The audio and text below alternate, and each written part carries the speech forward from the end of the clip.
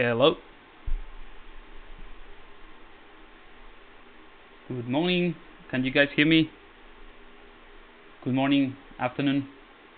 Let me know if you can see me and if you can hear me all right. I think we are live and we are about to get started. Hi, John. Hi, Kini3D. How's it going? Thanks for joining in. Great. Just giving a couple more minutes. Just finishing a quick setup here. Loud and clear. Hey, doggy. How's it going? Alright, so I think we are all good to go. Good audio, good video. Brilliant. Alright, so today we took a little bit of a break last week because of course the release of ZBrush 2019. So this is basically what we did the week prior to that. And this is just like, I still don't know what it is. It's just a alien pirate of some sort. And we started with this 2D sketch, and now we started creating this, the 3D sketch. But that's pretty much the blocking that we did during that first week of this stream. So the idea is today taking this a little bit further, polishing a little bit. We do a little bit of a retopology with ZRemeshing 3. Or the legacy version, because this is an organic and I'm going to talk about that. And then we're going to just detail this a little bit more, add a few more stuff to make it look more interesting. And hopefully we have time to play around with the NPR filters, and I'm going to show you how to build a NPR filter that feels kind of like a sketchy look, similar to the ones that I've been sharing around. I don't know if you guys have seen it, just for your reference. Let's have a look. So I'm going to go to the beta testing.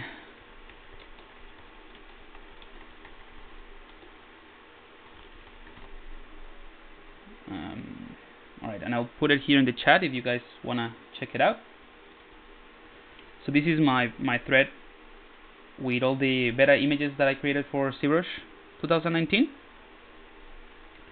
So all of these images here that you can see are all created from this scene.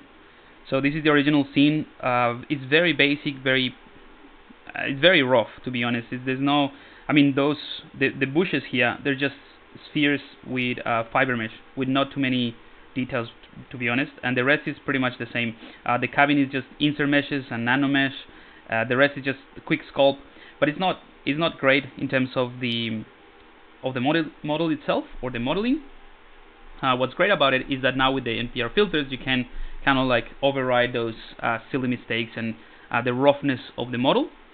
So I really enjoy that because I can set up a scene like this in about half an hour or something like that, because again it's not too detailed, not too perfect, and then use the NPR filters to produce this type of result. So illustration type of thing. So you can go to that link and you see, yep, it's all there. Hey Victor, how you doing, man? Great to see you here. Alright, so I'm just doing, I'm just showcasing some of these filters, and you see there's a wide variety of results and look and feel that you can get for your image just with the NPR filters. This is obviously a different scene, but it's still the same thing, just single BPR render using the filters. But basically the one that I want to show you is this one. So we're going to try to set up an NPR filter similar to this. The outline that I created for this, for the Hunter, the Flying Stingrays, the Moebius tribute, which I also use for this comic style, and I keep using for like these type of things to present these renders. And we can just go for something that is a little bit more sketchy than like this. All right, so that is the aim for this session, or the idea. We're gonna do a bit of a sculpting here, and then we're gonna move on into the NPR filters. So let's go ahead and start by tweaking some of these things. I already did a test, and I have a handy new folder here, which is great. So if I turn this on, you'll see just a quick test that I did. So we're gonna try to replicate this. I mean, it's nothing too different from what I have here. I just added some tubes to simulate the hair, tweak the beard, the placement, and Let me just change the matcap. Yeah, the placement of the beer and the volumes, and I did this quick pirate hat just with the C modeler, and I'm going to show you that. And yeah, but that's it. I mean, having the hat as a pirate, it just gives a little bit of an indication of what this thing is going. So it's all here in the testing folder, but it's again very sketchy like the other stuff. Alright, I'm gonna turn off the sketch and we're gonna move on with this guy. By the way, guys, if you have any questions, like I've said before during the streams, if you have any questions, put it in the chat. I'll try to keep looking. I have the chat in another screen, so I can see just looking up. If you have any questions or any comments or any suggestions, whatever you wanna hear, whatever you wanna see, I'm happy to hear it or read it, and yeah, and just answer it if I know the answer really. Hey, Stephen77, how you going? How you doing, guys? Thanks for tuning in. So I'm gonna start by just like tweaking the beer a little bit because it's too fluffy and it's just not necessarily the shape that I wanna go for. So I wanna select that, make sure that I have symmetry enabled. I'm just gonna tone it down a bit.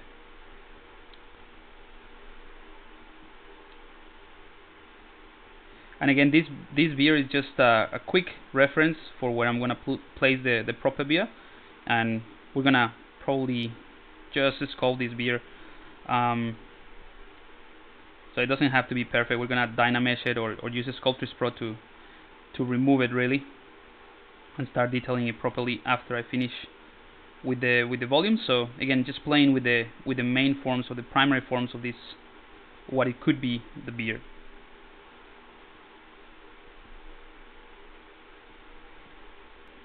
By the way, have you guys seen the?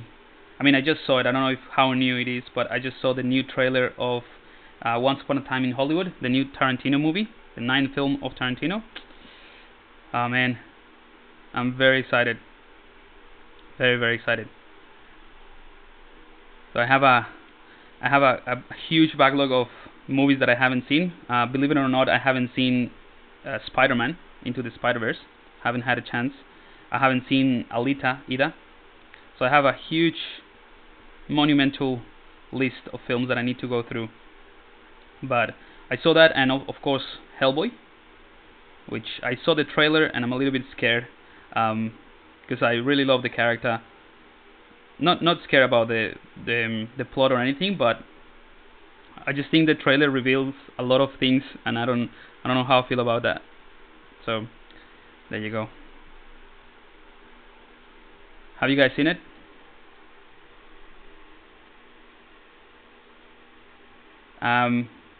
So Dark Sky Stormbringer. Oh, hey man, how you going? Love the videos on your setup. Just got excellent chair. Thinking about the electronic desk. Awesome. Thank you so much. Yeah. So that video that's in the ZBrush guides. Oh, by the way, that just reminded me of something. I tend to branch out too much into unrelated topics, but might as well show you this really quickly. So Darkside Stormbringer is talking about he's talking about the workspace setup. So in the ZBrush guides there is this 3D workspace and PC overview, which is just a setup of my current workspace, and it has the desk that I use, the computer that I build, all the parts and all the specs. So it's a video that I'm just showing you how it performs with the software that I use most of the time, like Keyshot, mainly ZBrush really. But I show you all the parts, and you can just, if you would like to, you can replicate it exactly the same. It's just all the parts are in there. Where is it? So if you go to PC Part Picker here, it will show you all the specs, all the technical specs, and you can just swap things. If you don't want a Seagate Barracuda 3 terabytes, you can just change that for a, I don't know, 10, whatever it is. But it's all there. The other thing that I want to mention is that the ZBrush, the Intro to C Modeler, is also there. I sent an email around, so if you're not in the ZBrush guides email list, you might not have got it, but I also share it on social media, and it's a 2-part series. The first part is quite short, and the second one is about an hour, and we create something like this. So this is all using C-Modeler, nothing else, and it's an introduction, so I'm just sharing some of the basics of it. But once you have an understanding of the tools, you can take these renders are essentially this little block with some fancy materials in Keyshot. So I don't go over the rendering because the focus of this little intro is the modeling and the tool itself. So yeah, you understand a little bit more of the concepts. But that's pretty much it. In case you were wondering, we'll touch base again here in this stream on C-Modeler again. All right. Let's go ahead and continue with this guy. And I feel like the beer is looking a little bit better. I don't like these spikes here, but we can just hold Shift, enable Sculptris Pro, and very easily delete those or remove them.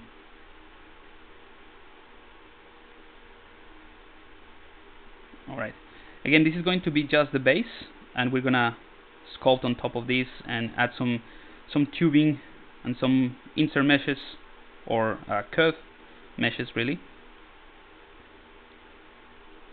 Alright, so let's leave the beer for now. I'm gonna turn it off and let's concentrate on the head because it still is super sketchy. So I'm gonna bring a custom brush, the PM butter knife, which is very, very close to the damp standard brush. It just has less pinching and it's more of a concentrated effect, but it's using the similar alpha.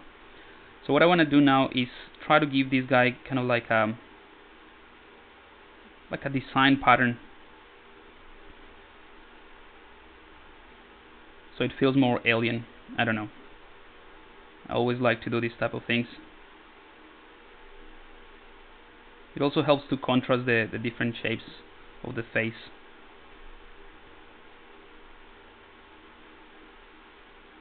And also we can start adding some more definition to the wrinkles and to the fat and the volumes of this head.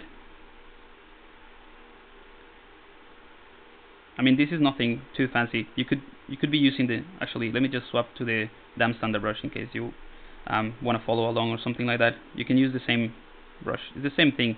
The custom brush is very slightly tweaked. It's nothing too different really. It just gives me a little bit more control because it's less harsh and there's less pinching. So it's a brush that I customize based on the damp standard brush and the damp standard brush and the standard brush, the normal standard brush, and it just gives me more control, especially when I'm polishing shapes.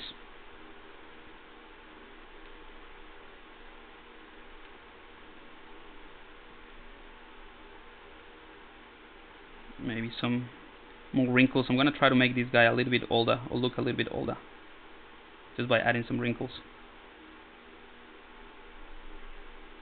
And keep in mind that we have all the sketchy lines from the clay builder brush, so we still have to get rid of that. And we'll do that once we do the retopology. But having those very sharp lines here in this kind of design, it's gonna help us define a little bit better the looping of the automatic ZRemesher or the automatic retopology.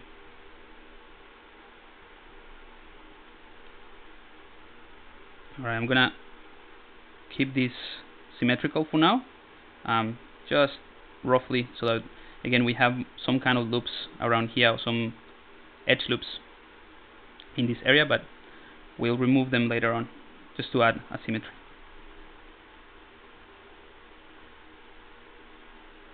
Let's do a little detail here. I don't know what this could be, but it makes the design looks a little bit more cyborg or cybernetic. That's another thing that reminds me. If you haven't checked it out, or you haven't seen it, go ahead and check out the NVIDIA, the new generative landscape technology that was showcased in ZBrush this year.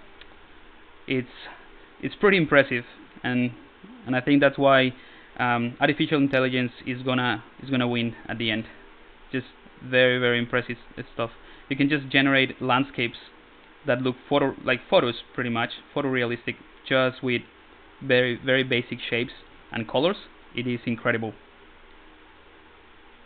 I don't know the name of it, so if some of you guys know it, just put it in the chat. But I'm sure you can find it by Googling ZGraph NVIDIA technology or NVIDIA generative AI, something like that. You should be able to find it. Alright, so this is getting a little bit more interesting. You can see the difference between this and what we did at the beginning. So without any details or any definition of those masses, and here we started defining some of those primary shapes. So it's looking a little bit better. Let's go ahead and define the nose region. And when I say define, I just mean, add a bit of a indentation there so that the ZRemeshing has more idea of where I want the loops. You can totally do this with polygroups, and that is the ideal way, I think, to generate an automatic topology that is useful. However, I'm not too concerned about it because this is just a sketch, and I'm sure just by having this definition of these crevices here, we will have a good enough topology to work with. Doesn't have to be perfect. It's not going to be for animation or anything like that. Just want a nice and smooth definition of the details, and that's it.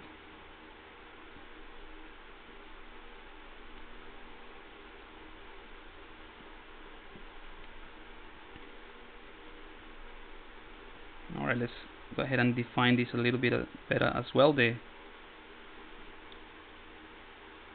ear of this guy.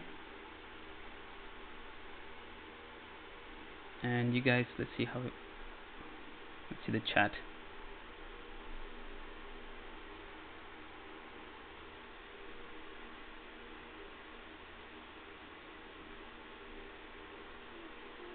Hey Pablo, how much time did it take you to learn how to create a character? A character in particular? So Khalil Kira, not sure how to pronounce your name, sorry. He's asking, hey Pablo, how much time did it take to you to learn how to create a character? I think that it's a very general question. I'm just gonna reframe it. Hopefully this is what you mean. It's how long did it take you to understand the concepts that will help you build a character, like generally speaking any character? And the answer is, again, very abstract because it is just a very organic process. I wouldn't say that I'm necessarily a great character artist. I just like to concentrate in things that I find interesting, and I like to twist things a little bit. So not all the time just creating a plain humanoid character. Really, I like to play around with the concepts, and more specifically to answer your question, I think it's just time. You can learn the basics. You can learn anatomy. You can learn all the stuff that you will generally hear about character artists. And anatomy is huge. It's very important. However, I don't think it's the basis of. I mean, this is outrageous, and some of you guys might think like, wow, that's no good. But I don't think anatomy is the absolute basis for a character artist. It is absolutely necessary if you wanna be successful as a character artist, and you need to know your anatomy. I just think that anatomy is such a massive thing. I mean, in order to master anatomy, you will have to just dedicate your entire life to that, to be a great a great artist in anatomy. So I think, although it is absolutely necessary, it is not something that you have to learn straight away. In other words, let me just put it in a different way so that it's not that outrageous what I'm saying. Anatomy should be something that you study every day, basically, as a character artist. It's something that you will do on a daily basis as a practice, and over time you will get better and eventually master certain areas of anatomy or be very good at it. But it's not something that you need to study first before you start doing your characters. And the reason why is because, like I said, it's such a massive topic that you will just spend all your time doing that and not developing any other area of design and building your characters. So I think, although it is absolutely necessary, like I said, it's important to to not put it on, not put your goals and your ideas on hold, if that makes any sense. So definitely study anatomy, and that would be like the short answer to your question. Study anatomy to learn how you can deform and control the shapes of your characters, but don't let it be kind of like a constraint or an excuse for not to work on your own ideas. So at the beginning they might look not as good, but the more you learn and the more you study, then you can revisit those ideas and keep working on them. Hopefully that makes sense and it's not too outrageous to those character artists in the community, what I just said. I just want to be clear, I do think anatomy is absolutely essential, and I do study anatomy quite a bit and use heaps of reference when I'm working on characters. But I just think that it's just saying that I would never say that I'm a master of anatomy. That is ridiculous. I know there's some artists that are incredibly good at anatomy and they know their basics really, really well, and they can basically build a character from scratch almost without any reference. But unfortunately that is not me, and I think it's very hard to find those type of skills. So it's better to concentrate on developing kind of like everything at once, so that you can then decide what you want to specialize on. And hopefully this makes sense. I mean, I'm just talking while I'm sculpting, so some of these things might not make sense. You might agree, you might disagree, but hey, that's how it is.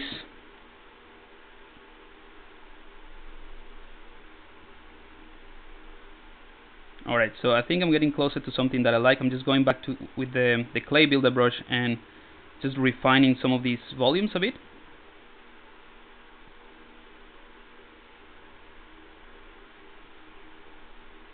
Just to add a bit more of a, I don't know, I want to create a slightly bigger difference in this area that is kind of this internal part of the face that is defined by these lines. And we can do that after. I just want to be able to see, kind of like prototyping the idea. So this is something that I really like to do during this stage, which is just prototyping what I have in my head, as in try to make it happen really quickly, very quick and dirty.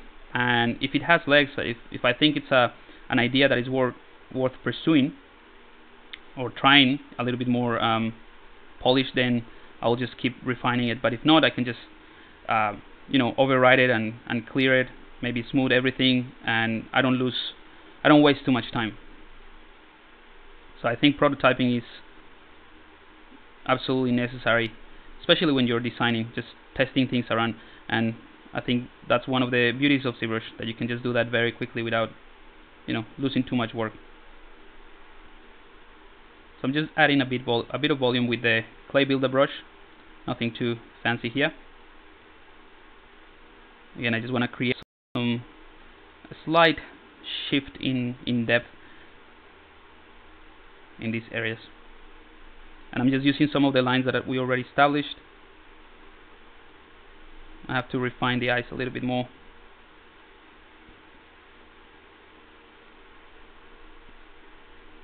Alright, let's have a look at the chat. All good? Great.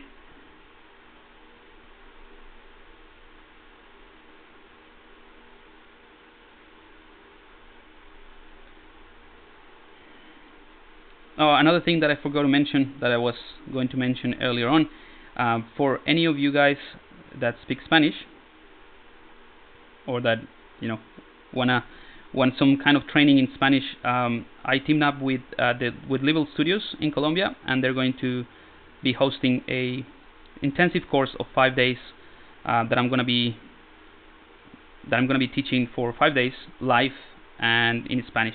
So that's something that I don't usually, or I don't do often. So that's just something different that I thought I should mention, in case you know someone in Spanish that maybe English is not their first language like mine, and might need some training in ZBrush for the design of creatures in Spanish. So this might be a good opportunity, and I'm happy to share a link later on.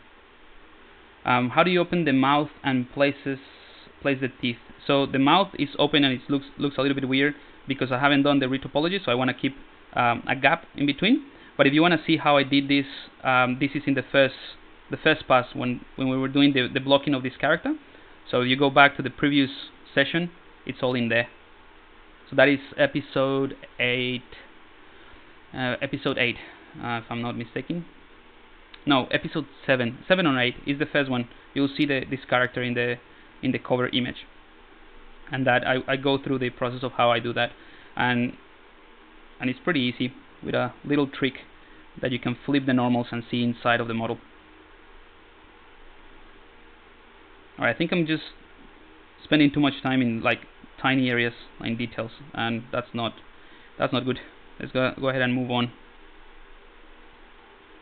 Just polishing some of these areas, and for the most part I think I'm just gonna do a few more lines in here, like harsh lines, so that we have more idea when we do another idea when we do the retopology of how to keep this.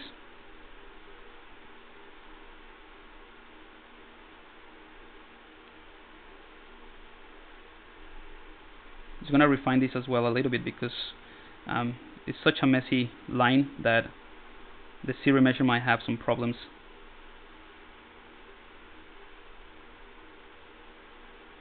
Alright.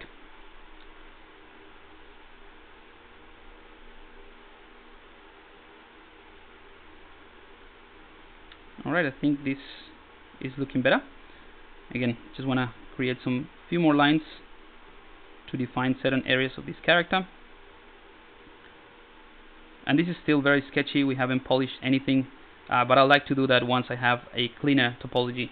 Otherwise there's no point, start smoothing things and polishing areas if the underlying topology is not necessarily the best.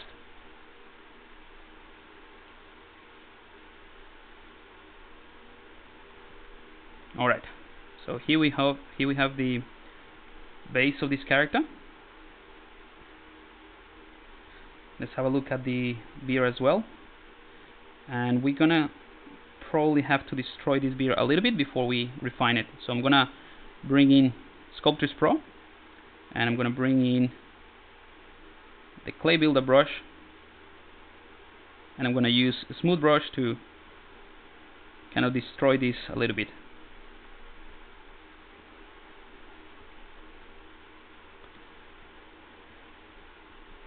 Alright, and in fact we can just dynamesh this entire beard, and we can turn off Sculptris Pro. Let's see how much. Yeah, we have plenty of resolution. Alright, so let's dynamesh that again, and we can use the clay builder brush to subtly change some of the volumes in here. I'm just gonna make sure I don't have too much of a blobby surface, so I'm just holding Alt and pushing things in, and then with the normal effect of the brush pushing things out. I'm going to try to define a general sense of the flow of the hairs, and I like to do that again with this brush because it creates volume really quickly, and it also gives me those little lines that we can use later on as a guide as well to maintain this flow. So I'm going to change a little bit what I had here originally because I don't think it's working. I'm just going to take the center as a kind of like a partition of the hair, and this will make more sense once we move out from the symmetry.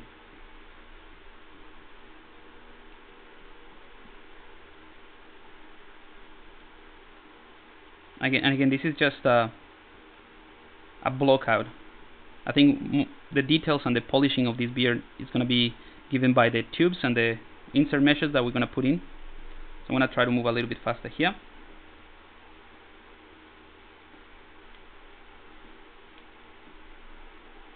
And if you have questions about this process, just put it in the chat. I'll check it in just a second.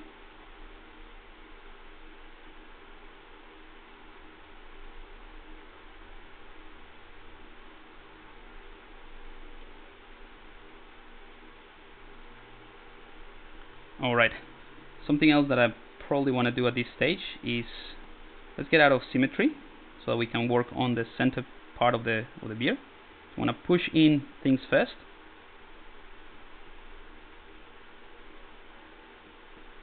That way we don't build volume, and then with a smaller brush size, I'm going to try to define some of these major forms of the hair.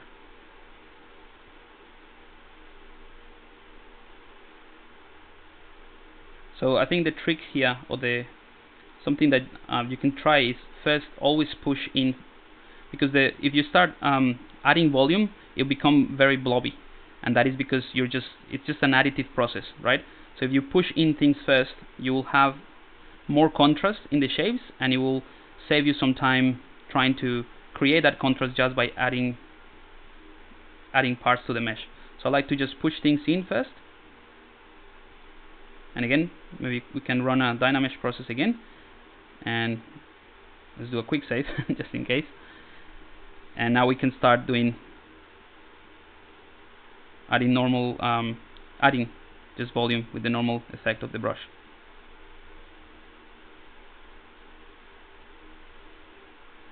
And again, that's just going to create a bit more contrast and make things a little bit more interesting.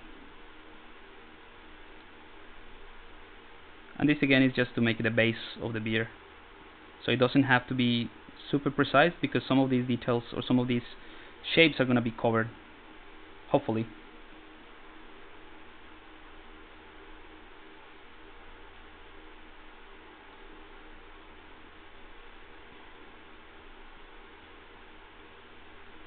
Alright, so definitely the asymmetry part of this really helps.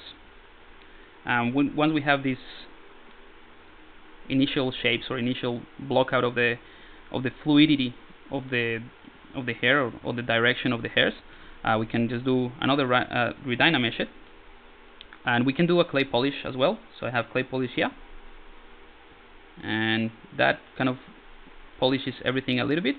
And now we can go in with the damp standard brush, and we can push things, define things a little bit better. So I'm just pushing, again, trying to keep up with the flow of these hairs.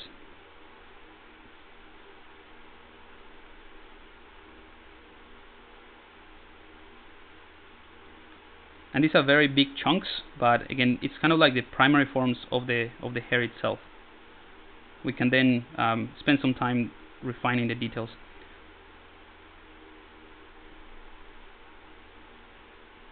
But as a first pass, I think it's working.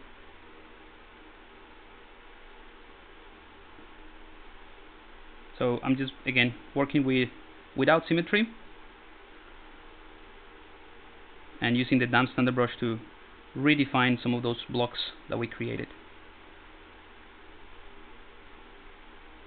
So big chunks of hair. I always work in this way, not just for beard or anything.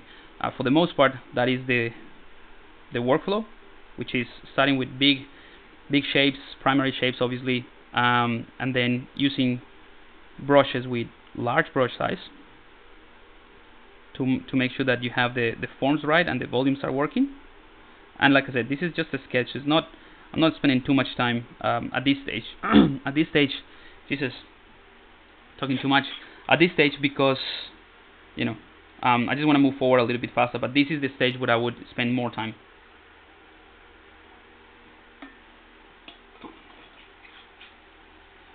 Let's see what you guys are saying.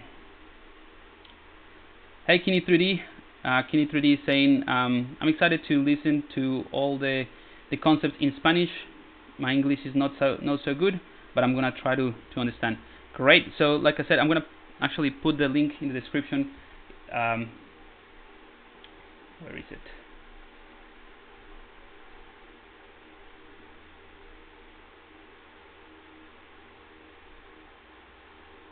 Alright, so I'm going to share the link to the landing page. It's in Spanish, and the course is going to be in Spanish. So, yeah, it's better if you speak Spanish. But if you don't, maybe you can try it as well. Give it a go and try to learn some Spanish. My Spanish is I'm struggling sometimes.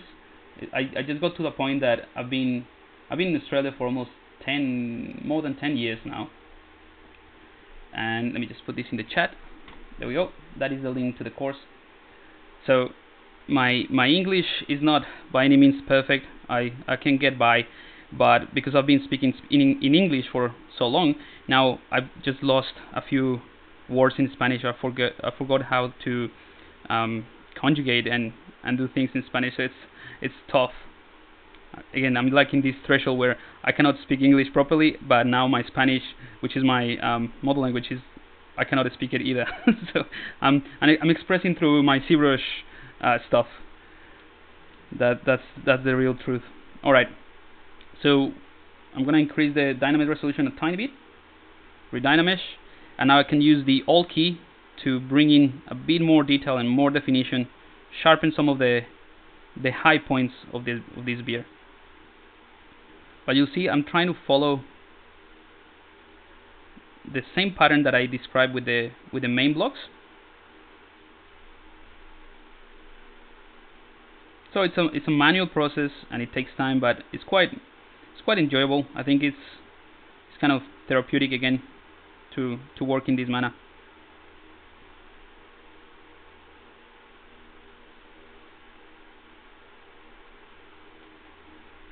Alright, so just a little bit more of this. I don't want to spend too much time because again, I think most of these details are not going to be seen anyway, so I don't want to waste too much time. But in case you want to complete the entire sculpting of your beer for your character like this, if you're following along, maybe this is just a good exercise just to showcase how I would do that just by sculpting. And you see we're starting to get a bit more definition. Things look a little bit more interesting.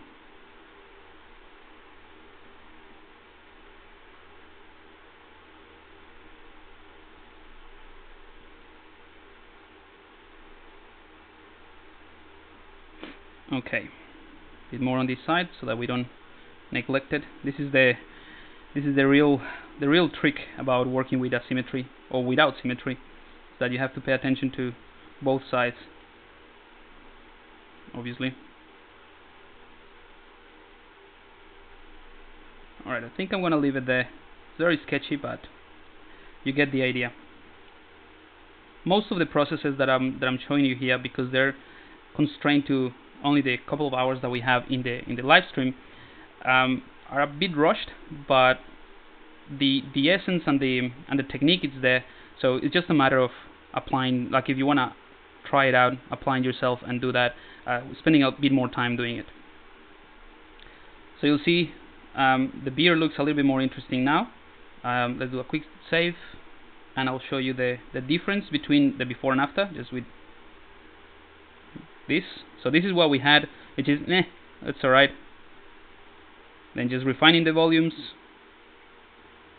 I just use Dynamesh to reduce the resolution and use the clay builder brush to refine all of this a little bit more.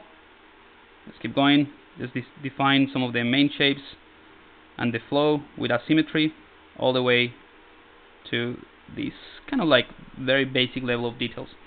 So kind of happy with this. I might add a mustache, an interesting mustache in the same way, but it is going to be exactly the same technique, so I think there is no point of showing you the same thing twice.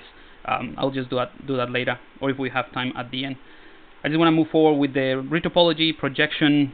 Oh, actually, before we do that, maybe let's create the hat, because it's an interesting technique, and it's revisiting some of the techniques that I discussed in the introduction to CModeler.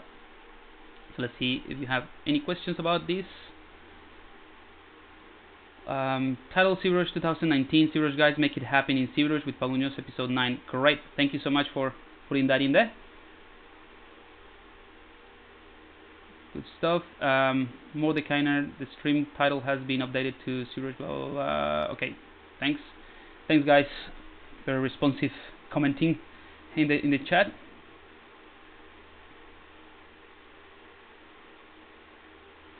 All you need to know in Spanish how to say cera roja, which is the red wax. Yeah, I wouldn't even. I think I'm gonna delete that material from my library. Hey Herman, greetings from CR. I'm assuming Costa Rica or something else? How come Pixology have only 60 viewers? That's so wrong. Blame Cal for the wrong title. I don't think it's the title, to be honest. I'm thinking you're talking about a different stream, not this one.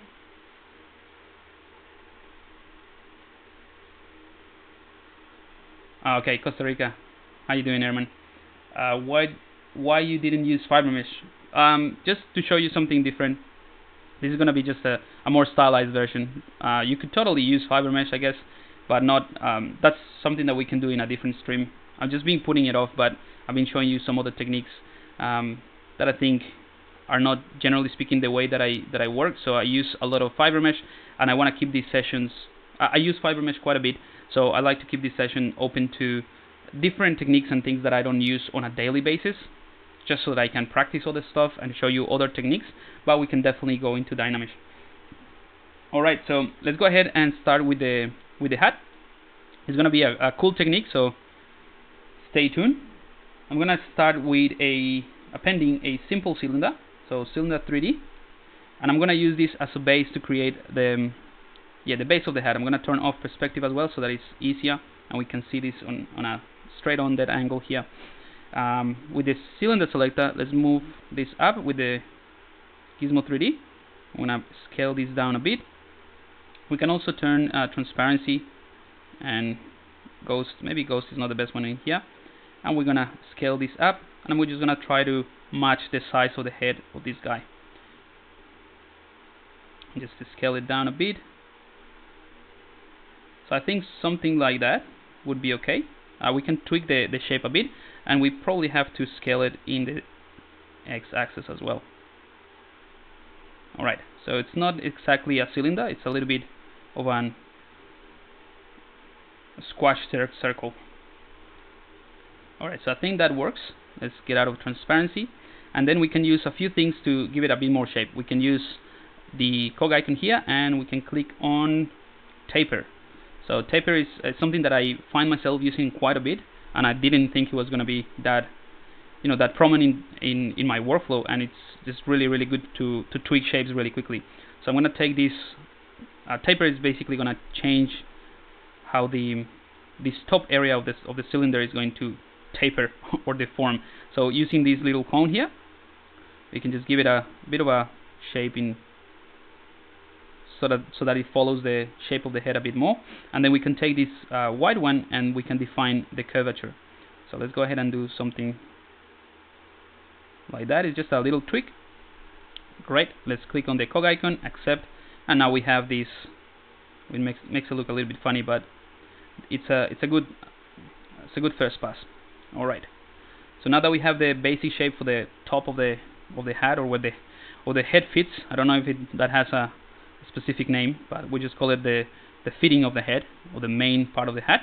Let's go into solo mode, and I have a couple of macros that I created. They're very simple. For example, this simulator brush, you can just select that, and it automatically selects the simulator brush, turns on polyframe, and it just changes the size of my brush size to be very tiny, so I don't see the thing.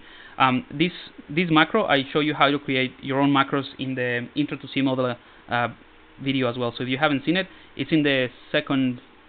I think it's in the second video, but if not, it will be in the first one. But anyway, it's just there. It's very easy, but it allows me to jump between the move brush, which is this one, changes back to the move brush, changes to the my working matcap and the size of the brush that I had. And if I go back to Cmodeler, goes back to this. So I just need to press these two buttons to go in and out of this mode. So I think it's speeding up the workflow a little bit. All right, so we need to just create the flaps of this pirate hat. I'm gonna hold the Alt key, and I'm gonna tag all of these polygons. Just be careful that you do it in this angle, because sometimes you tag the ones underneath. There is a few ways to do this. You can also isolate them using the selection brushes, or the selection tools here, and just assign a different polygroup. I'm just gonna do it this way. Alright, and once I have this set up, I'm gonna click. Oops, let me undo that. I'm gonna click and drag, but I'm just gonna do it a little bit, not too much. I'm just gonna create kind of like a square a square version of those polygons, and without letting go of the click, I'm going to also press Alt a few times, and that changes the polygrouping, in case you were wondering.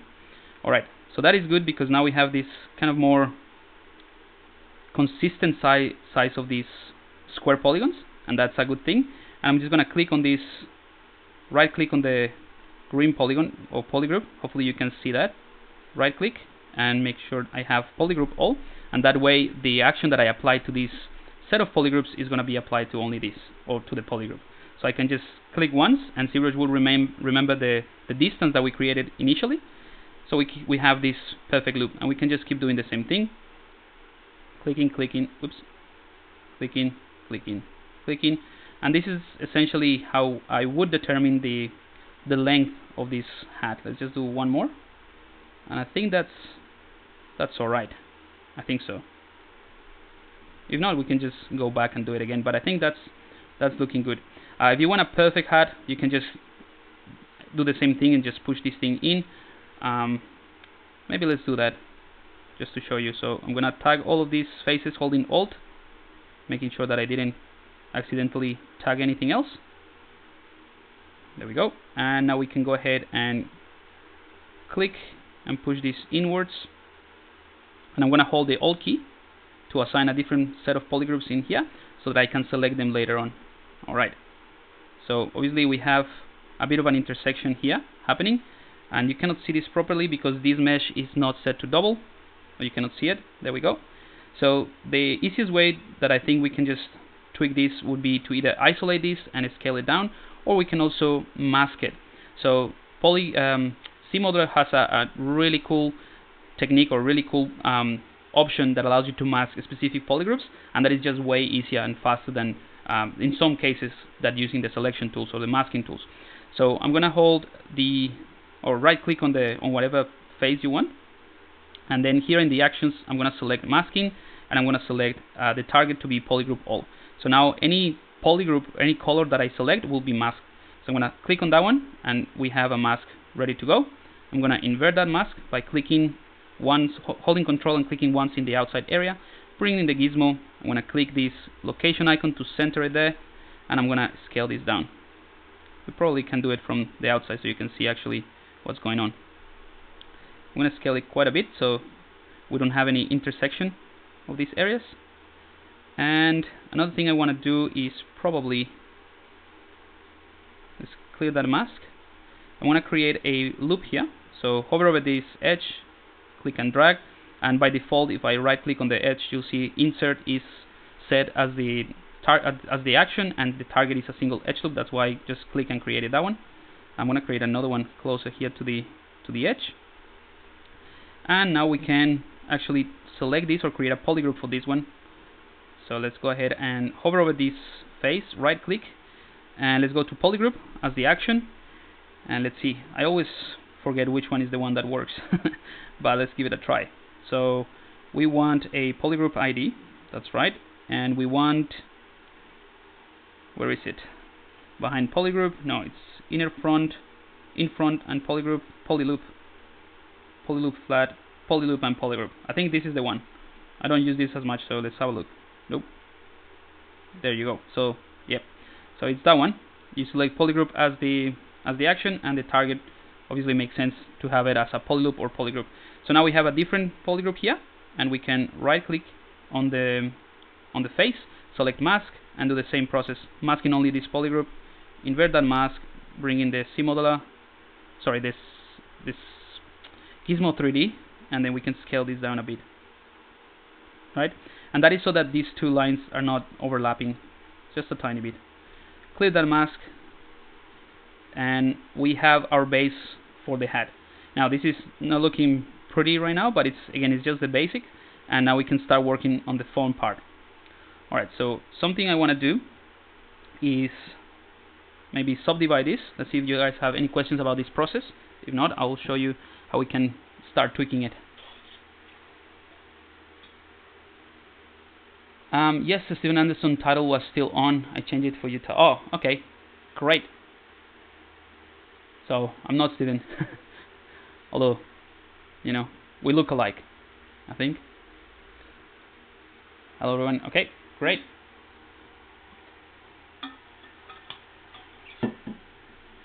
Extra thirsty. Alright, so if I want to start deforming this, I want to use masking, and the problem with this current setup or this current amount of geometry is that the masking are going to be very sharp. So to give you an example, if I go out of the, let's go to my move brush, if I select my masking lasso tool, right, and if I do this, the mask itself, before it's, when I'm creating it, it looks fine, but because we don't have enough geometry, you get this result. And that is not ideal for what I want to do, which is take some of the, create the flaps of the of this hat just to, bend them upwards. So it's not ideal. So what I like to do is, let's go ahead and clear that mask. I'm going to enable polyframe so you can see it, or see the result, and I'm going to subdivide this a couple times. Let's see, maybe 3 times is fine. And let's go ahead and do a masking again. Still, you can see a bit of the polygons, but it's much better, it's much cleaner. So that is exactly what I want. And now that I have that, let's go ahead and clear that mask. And here's the fun part, because the hat has kind of like 3 parts folding over itself, or bending this way. We can use symmetry with radial symmetry on the y-axis. So I'm going to reduce my radial count to 3, and you'll see as I hover over this, you have 3 points now. So that is great because we can mask out symmetrically using radial symmetry the areas that we want to fold over the hat. So I'm going to hold Control, and I'm going to start by doing this. So now that's not great. Let's start from here. All right, and we can start refining this mask. Let me get closer. So I think that's working fine. Let's invert that mask, and we can keep refining this. I don't want it to be that close to the center. And all I'm doing to invert the mask is just click outside.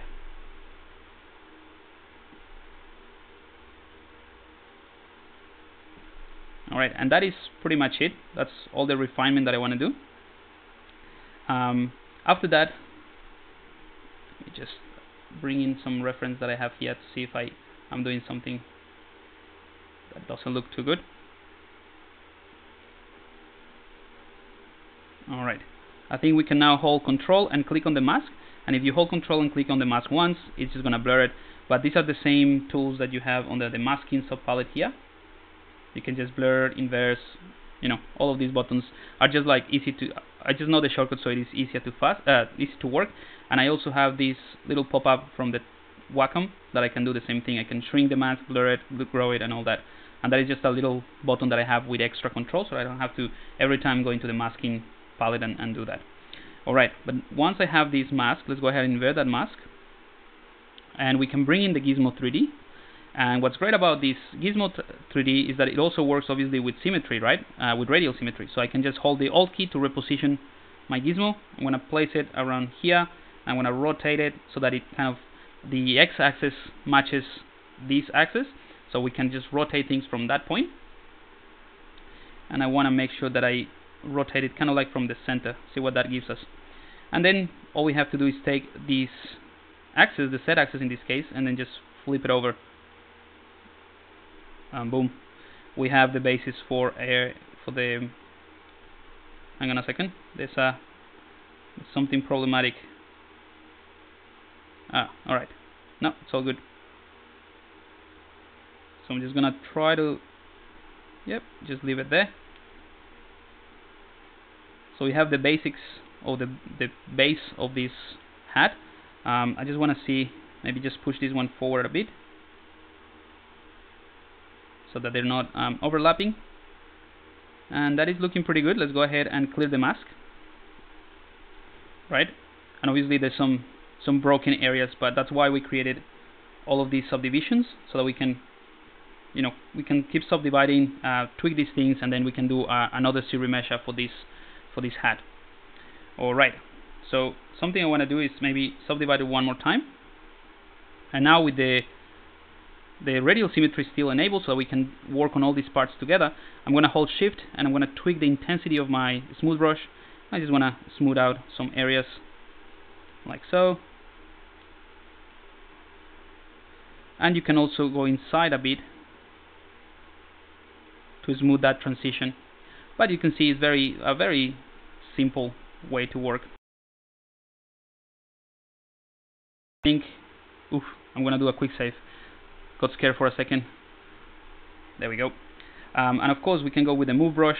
I want to make sure that I don't have AccuCurve enabled just yet, and we can just fine tune this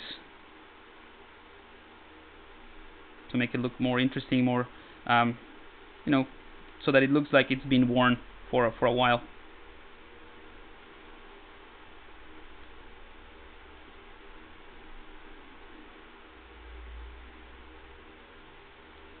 So I'm just pushing these tips a bit forward and also up, and also we can change to the AccuCurve and we can push these things up like that. Alright, I also want to push this in a bit from here so that we can create kind of like the way that this connects to this area. And something we can do actually is change from the move brush to the move topological, and we can also enable AccuCurve for that. And that's going to help us bring this closer without affecting this. So if I take this, you'll see I'm not affecting the head or the part where the head fits, and that's ideal.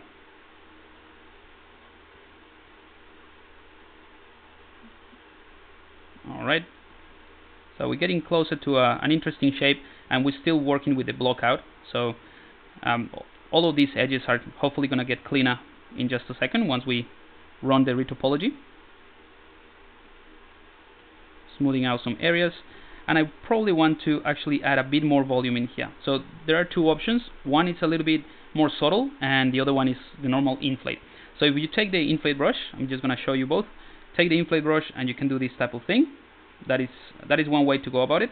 The other way is just using the smooth brush, right?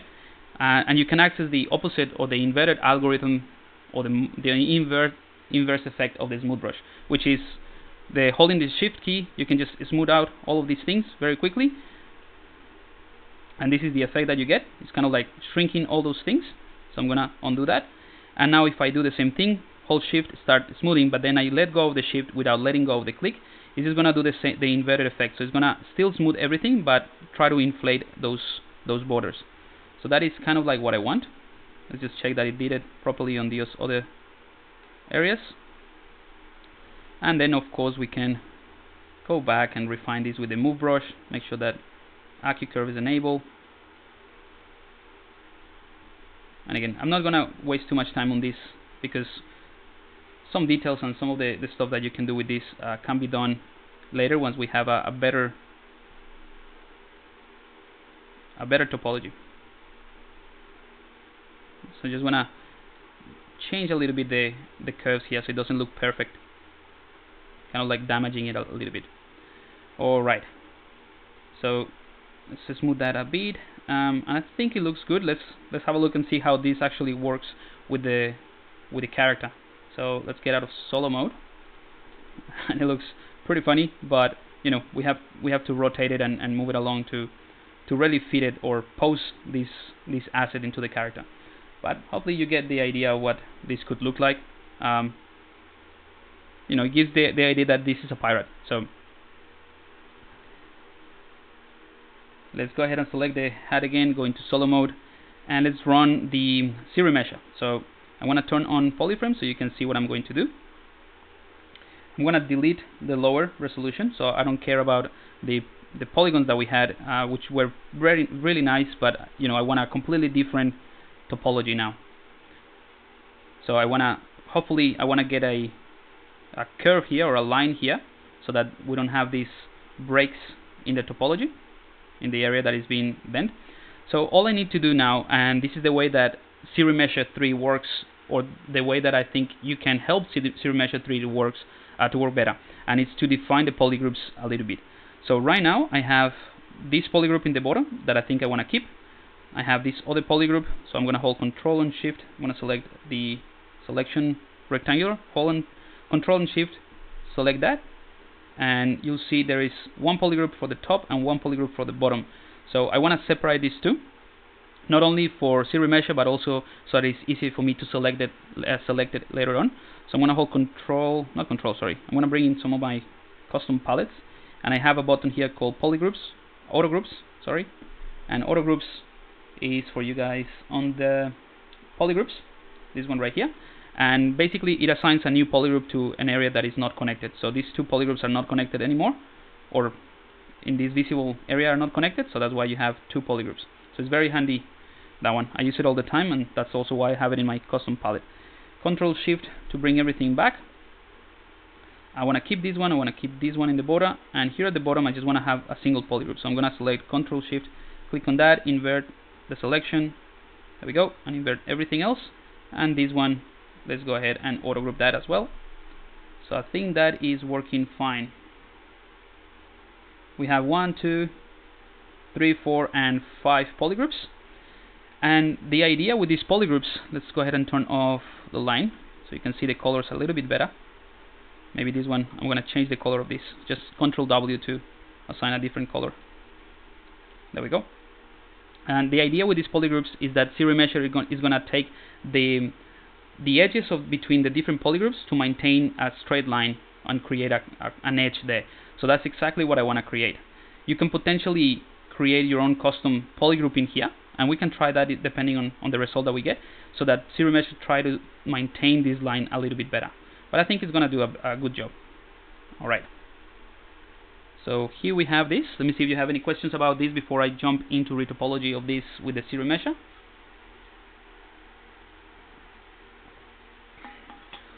Hey Stephen, apparently I'm you today, so I'm just telling all those bad jokes that in Spanish. You haven't missed much. I'm just going through some of the techniques. Nothing too complicated right now. So this is a futuristic pirate. I don't know how good it's gonna look with all these, all these tricks. Alright, let's just jump into ZRemesher. And I have it here, but I haven't updated my UI. The only thing that I added to my UI was the lock camera, which I think is great. It's again one of those little features that you don't know that you're gonna use so much until you start using them. So this is the only one that I have updated. I haven't updated all the buttons here for the ZRemesher, so I have to rethink my UI again. And I have to do that every time that ZBrush comes up with new and amazing features, because now it's like I want to access all of them at once. Anyway, let's go to geometry, and here we have ZRemesher.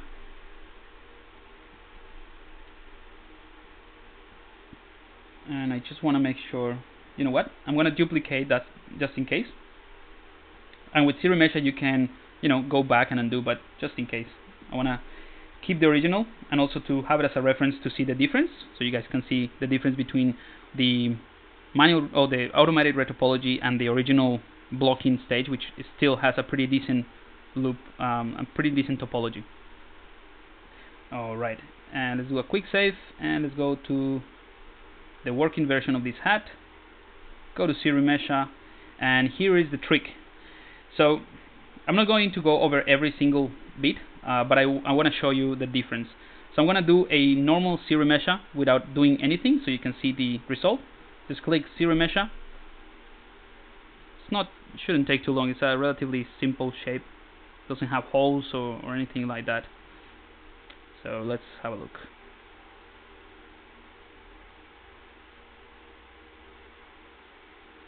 Here we go. Here's a joke.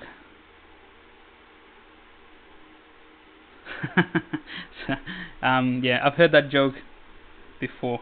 Okay, this is something cool, but not what I wanted. I'm gonna undo that. I had symmetry enabled in the Y. I'm gonna turn all of this. So again, I'm gonna run this symmetry. You could potentially run a symmetry. Sorry, you can possibly run the ZRemesher with the X symmetry on, but this side is not exactly the same as this side, because we use radial symmetry. So I'm going to do the same thing again. I haven't touched any of the settings here. I'm going to click ZRemesher, wait for ZBrush to do this.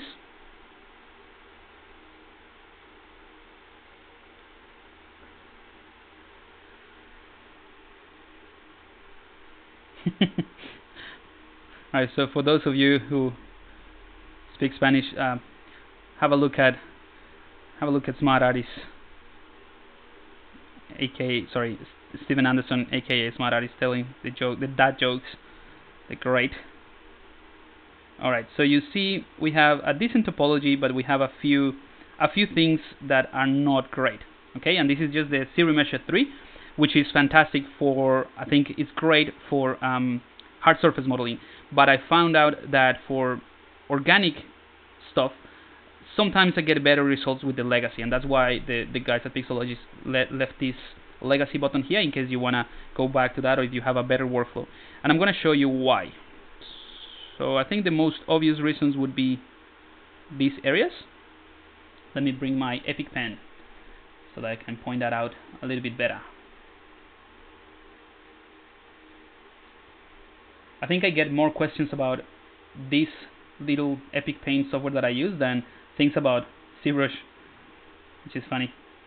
So this is just it's called Epic Paint. It's just a tool that I use to write on top of the screen. So with the ZRemeshing 3.0, we know without tweaking or changing any of the settings, with more organic stuff, I tend to get these type of loops, right? So sometimes it's not fine, it's not bad, and you cannot get away with not having those. But I think the legacy version gives you a better result, and you have more of these, something that would work a little bit better in these cases. It's not always the case, and I'm going to show you how to avoid that. But again, I think this is part of the compromise to be able to retopologize automatically things like hard surface modeling. So that's why you have access to both of those. So I'm going to undo that, Control Z, and I'm going to do the same thing, but this time I'm going to click Legacy, and that's the one from the previous version of ZBrush, and just to give you the difference and show you sometimes for organic stuff it's better to use Legacy. Not all the time. I find myself always trying ZRemeshing 3 for organic stuff, and if it doesn't give me the result, I just go back to the Legacy. But for hard surface modeling, it's magic, the ZRemeshing 3. Alright, so it just gave me the same thing, and I think it's because of the triangles that we have at the top of the cylinder here. So not too different, and it doesn't look too bad. We have this nice topology. We can undo that, and now I'm going to show you how we can do it properly. So I was just trying to make a point that sometimes it's different, but in this case was pretty similar. Alright, so what I want to do is I want to keep all of these polygroups. So I'm going to click on this polygroup, and just by enabling that, also turn off Legacy, just by enabling this keep polygroup, ZBrush is going to keep all these polygroups, and it's going to try to create an edge loop around the difference between polygroups. So I'm going to click, I don't know why I click BPR, ZRemeshing, there we go. So this is ZRemeshing 3 in action with keeping polygroups. Here we go. What's the name of that pen app? It's called Epic Pen. I don't know if you're being sarcastic after what I just said, but there we go, Epic Pen. Alright, so you see it is fantastic. I mean, I think it's great for an automated tool. It's just almost perfect. There are things that we can tweak like these areas here. So one thing we can do, which is not too bad. I mean, I like this. We could just fix this manually, but I want to try to make everything automated so that it works. So let's go ahead and undo that. At least we know that keep polygroups and ZRemeshing 3 works really good. But I think it's having trouble or having some problems with this area. So something that I'm going to do, and I don't know how well this is going to work, but we'll give it a try, is holding the Shift key, and I'm going to turn the intensity all the way to 0. Right? So we're not affecting any depth, or we're not changing the volume. And I'm going to enable Sculptris Pro. So with that, all I'm going to do is just add some geometry around this area. And this is, again, I don't know if it's going to work, but it's in the, like in theory, I'm hoping to, oops, oh, come on, again, my bad. So I'm hoping that by adding these polygons, extra polygons in here, we're going to help ZRemeshing trying to generate a better understanding of this surface. And I just figured out that there might be a problem in here. So this is also another reason why it's good to do this. I mean checking, not using the Sculptris Pro. So we have a hole in here. We can just go to close holes, and that is under the modify topology under the geometry palette for you guys. And now I don't want to have this as a little polygroup, so I'm going to select that, invert, and select this tiny little polygroup. Alright, and Control W to assign a single one. Again, I'm not sure if this is going to work, but we're just trying to help.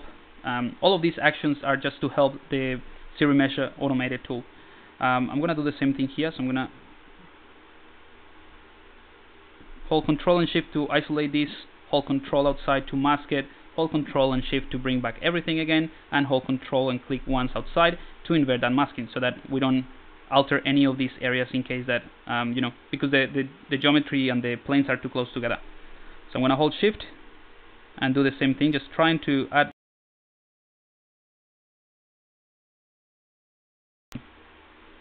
Alright. So there's something going on here. Okay. So I think that is alright. Now let's have a look and see if that gives us something a bit better. I'm going to clear the mask. And let's go ahead and do the same thing. Keeping polygroups, adaptive on, ZRemesher, and a target poly count of 5,000 points. Hopefully that's going to fix some of those errors. It might not, but we'll give it a go. That's all you can hope for.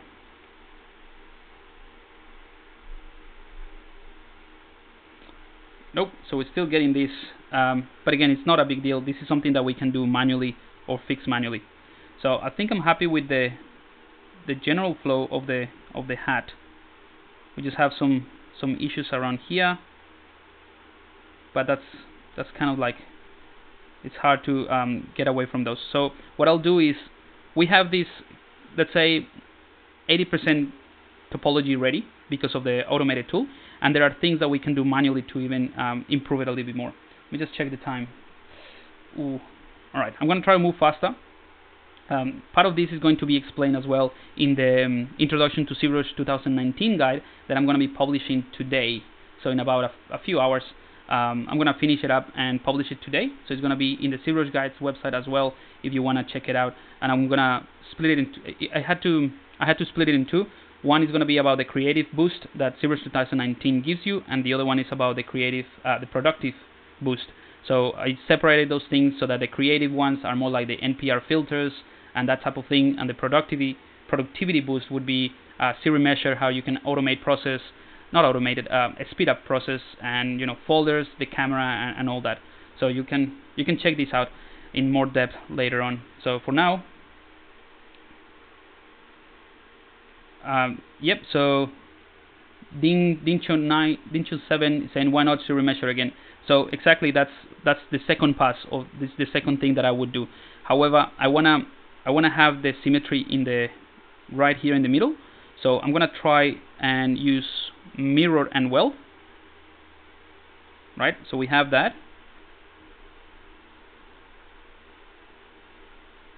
I mean, it's not great. I'm gonna undo that.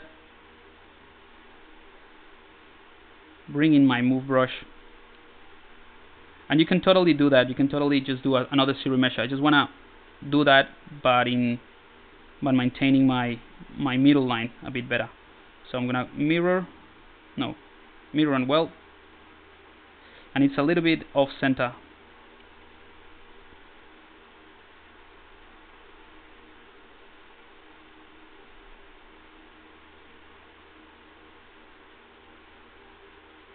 Alright, so that is closer. And I'm going to smooth out this area. Oops, forgot that I don't have any intensity. There we go. So now in theory we can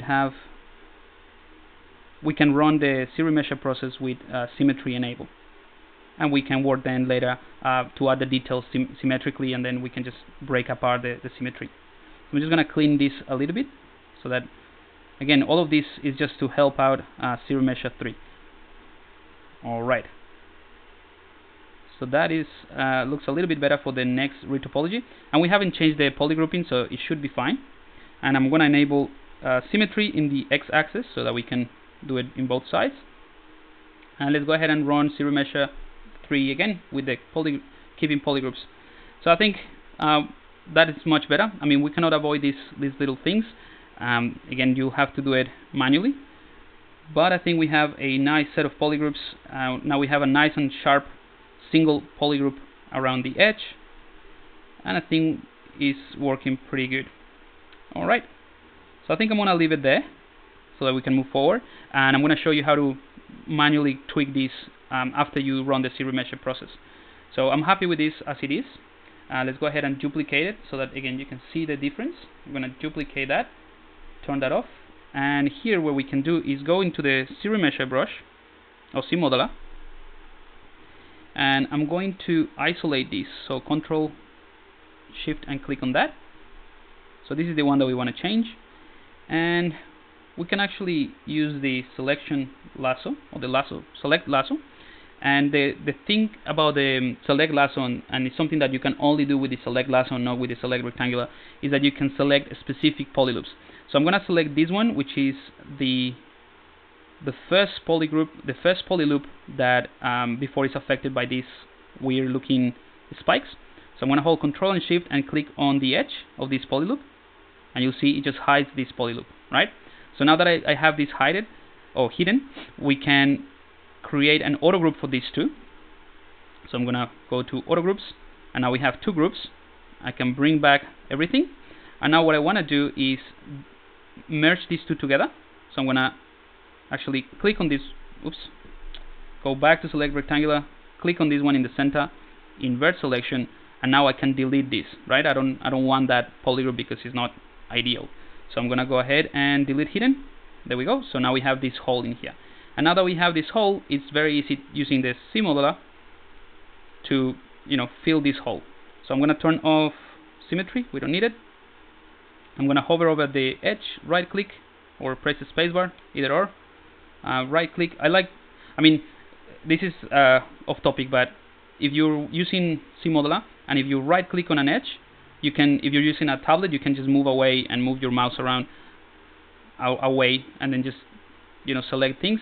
And if you press the spacebar, as soon as you let go of the spacebar, it will just disappear. So this is completely off topic, but just so you know. So I'm gonna right click on the edge, could be any edge. Let's go ahead and select close, and then in the target we're gonna select either concave hole or convex hole. So I'm gonna try concave hole first and click on this border, and this is the result. So it's kind of like using the Sculptris Pro or Dynamesh to create this. So I'm gonna undo that and select convex hole, and this is gonna give us the same effect of a circle or a cylinder right in the center. So that is much better, right? And this is just, once you know this workflow and once you know what to expect, you can just run an automated tool like the ZRemesher and then very quickly do these type of things to just fix everything. Alright, so now that I have that, go to Move Brush. I'm going to select rectangular again, and I just want to make a single polygon for this. So I'm going to select that, inverse, select that, inverse, and there we go. Control W, and we have just fixed that. So much better, cleaner. Again, as an automated tool, I think ZRemesher is absolutely fantastic. But there's cases that you can go and either help ZRemesher to understand better the things that you want, because otherwise there is no reason why ZBrush would know what you want. But if it doesn't work, you can go back and manually fix some of these things.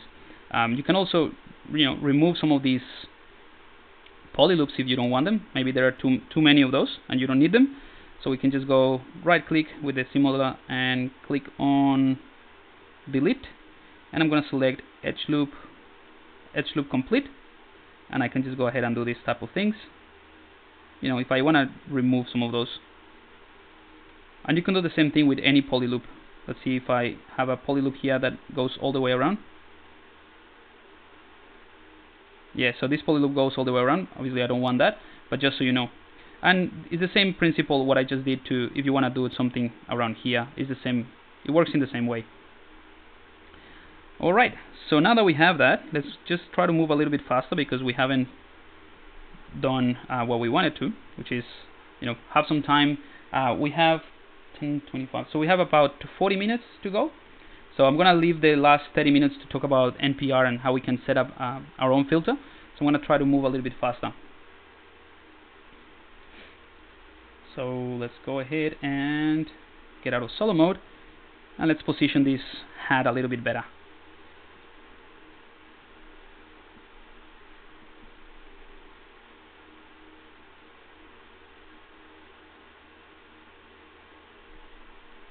Just want to make sure that it's over the ears.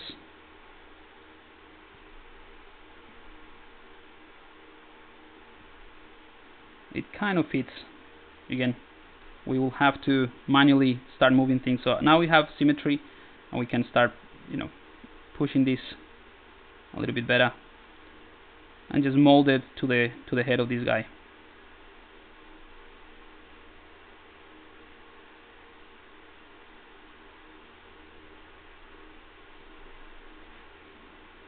One thing I like to do with this, generally speaking, is better to manipulate the mesh when it's in a, in its lowest form or the lowest resolution.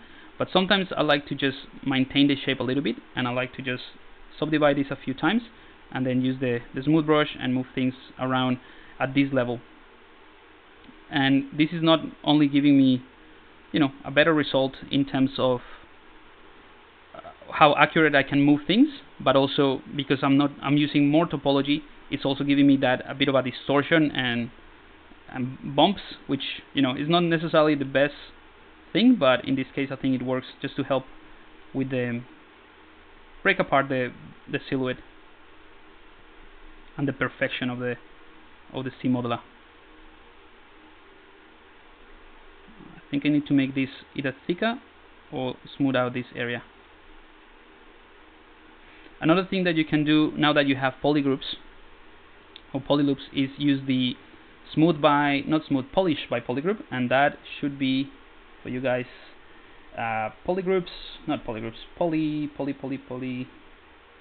deformation.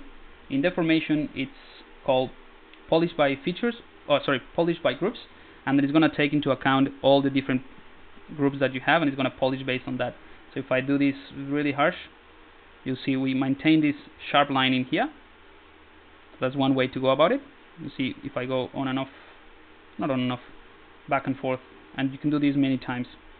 So that is if you want to bring back some of those sharp lines. So I'm going to undo that, and I'm going to bring in my inflate brush, and I just want to add some thickness in here, just to make it even all across, and I think I'll have to do the same thing in here. Yeah.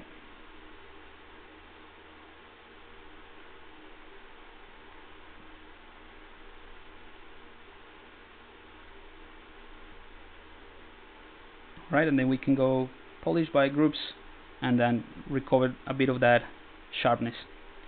Great, now we can go back to the lowest subdivision level, and there we go. Alright, now I think we have time to do a quick retopology of the head, project the details, and do the same for the beard. We might not have time to add all those extra tubes, or you know what, let's go ahead and do that first. So I'm going to select that, and I'm going to click on curve tubes, and this is just the normal tube brush. So I'm going to start with symmetry as well, and I'm going to tweak this brush a bit. So I'm going to go to the stroke palette, dog that to the right. Did I do it? Here we go. Go to the curve, functions, and modifiers. So I'm going to open all of this, and I want to do a few things. First, I want to click on lock start. That way when I draw it and I move it around, the start is always locked. And I also want to change the size of the brush. So I want to click on size, and now we can use the curve to determine the size. So right now it's inverted. You see it starts very thin and then it becomes thicker. So all I want to do is take this line or this curve and flip that vertically or horizontally. In this case I think it doesn't matter. And there we go. We start with thicker and it goes to thinner. So that's how you can create these very simple hairs. You can also create your own custom brush, so you have a more stylized and sharp edges when you draw it, but I think it works as it is. Let's go ahead and tweak it a little bit more. I don't want it to be so sharp at the end, so I want to, you know, have a bit of a taper effect, but not entirely pointy. And I think a little bit more than that it's fine. And you can also play around with this with another point to make it. This is kind of like affecting the taper effect from the cog icon in the Gizmo 3D, the white icon, to change the tapering effect. So I'm gonna select this and move it out so that it deletes it, and I think I'm gonna start with that. Alright, so let's go ahead and reduce the size of my brush, and I'm gonna start on the sides, maybe turn off the hat just for the time being, and I'm gonna start doing this, right? So very simple, but then we can just take it and manipulate this very quickly. I'm gonna be a little bit rough again with this, just in the interest of keeping this short and sweet. But again, this is something that I would spend quite a bit more time doing. So see, I'm still blocking things with a thick brush. So this is equivalent to the clay builder brush part which we did with the beard. And like I said, some of these lines are gonna override the details.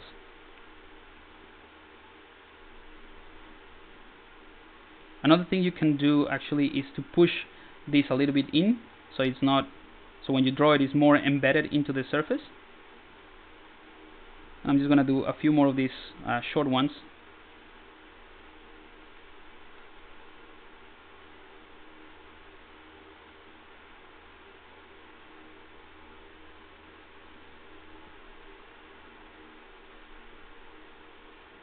And the good thing about this as well is that every time that you create one of these tubes, it has its own polygroup. So first, it will help with the retopology if you want to do it, but also allows you to use the move topological brush or enable mask by polygroups, and you can just tweak those independently later on. So that is going to be the next step.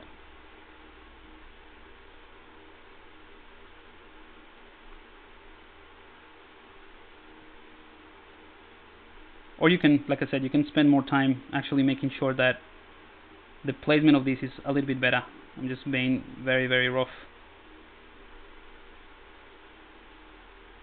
And again, I'm working with symmetry, but now that I'm getting closer to the center, I can just swap to not working with symmetry. And that will probably help with the overall look.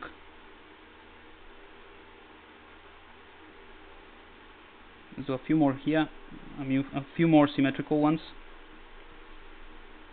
Oops.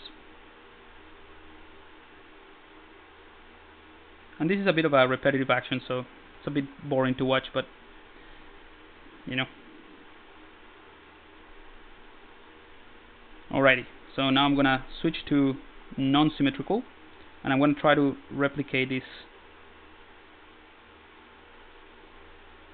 a little bit better. You could also use the snap version so that it snaps to the surface, now that if you're doing in a frontal view.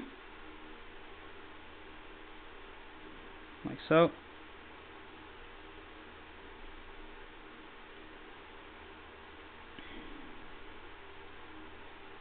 So this is something that I like to do, but sometimes I avoid using snap, especially when I'm doing these sort of like flicks of hair.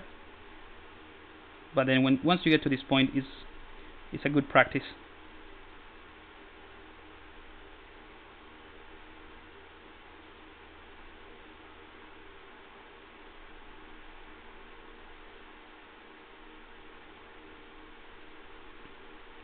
And remember that the idea is to go, at least for these characters, to go with a more stylized beard, like kind of like sculpted hair. So that's why all of these blocks.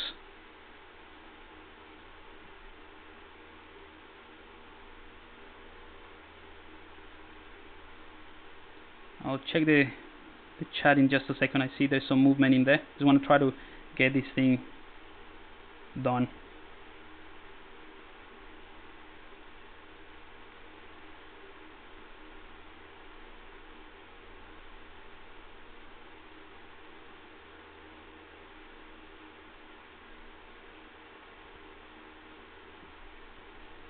Alright, maybe a little bit more.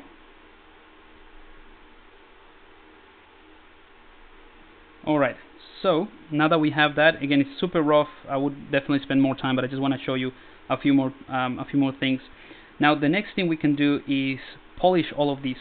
So let's go ahead and hold Control and Shift to access the bottom part of the bottom mesh, and I'm gonna split this. So I'm gonna click on Split Hidden, and now we have all of these tubes in a separate layer, in a separate subtool really. I'm gonna select those, and let's go ahead and polish those as well. Something else that you could do if you wanted to and you have time is to split these right in the middle, and when you use something like polish by polygroups, then you'll have a very sharp line like in the middle. I'm just gonna polish all of that. Polish by features or polish by crisp edges. I think all of them, they're working similar because again this is just a single polygroup. Alright, but I can take now the move topological brush with the AccuCurve enable, and I'm going to start with the symmetry, just targeting these areas here. I'm just going to push this in.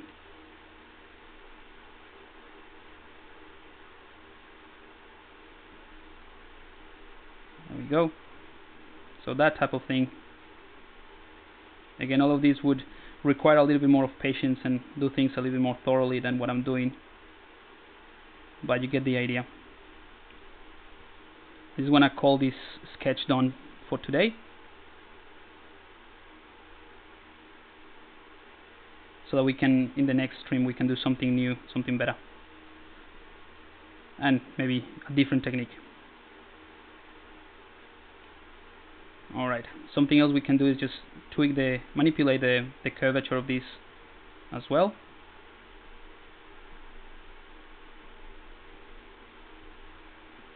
There we go. And we're gonna change or get out of symmetry and do the same thing for these areas.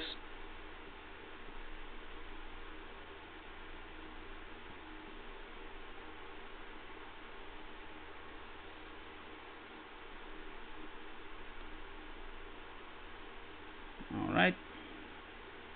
So again, this is a little bit boring to watch, so I'm just gonna try to move faster.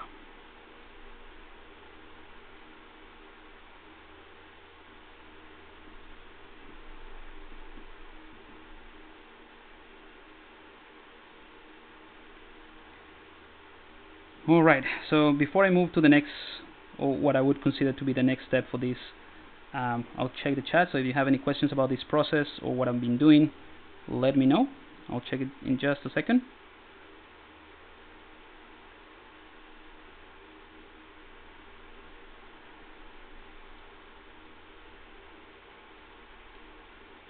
Just going to move the beer up a bit,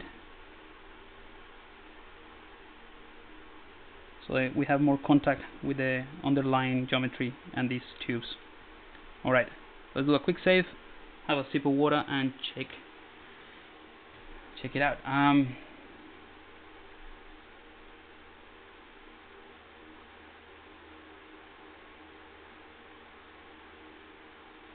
Can you believe Pablo said he's going to delete red wax? I think everyone's gonna delete red wax except Steven. Fingerbeard, I like that name for the worst pirate contender for the worst pirate.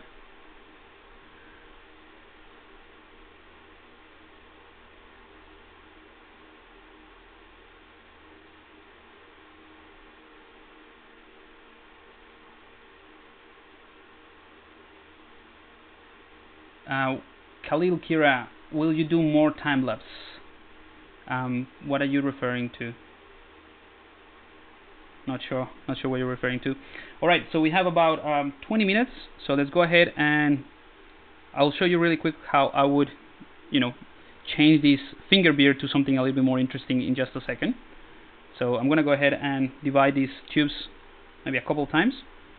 Take the topological brush with the AccuCurve and a very small brush, not very small, just tiny, and then I'm just gonna change these fingers to become more spiky in that way.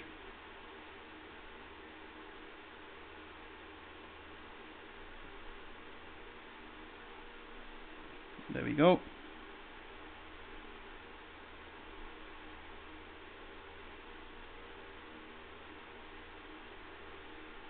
So all I'm doing is just pushing the tip of this, and I'm destroying, or not destroying, but I'm just changing the topology quite a bit, I think.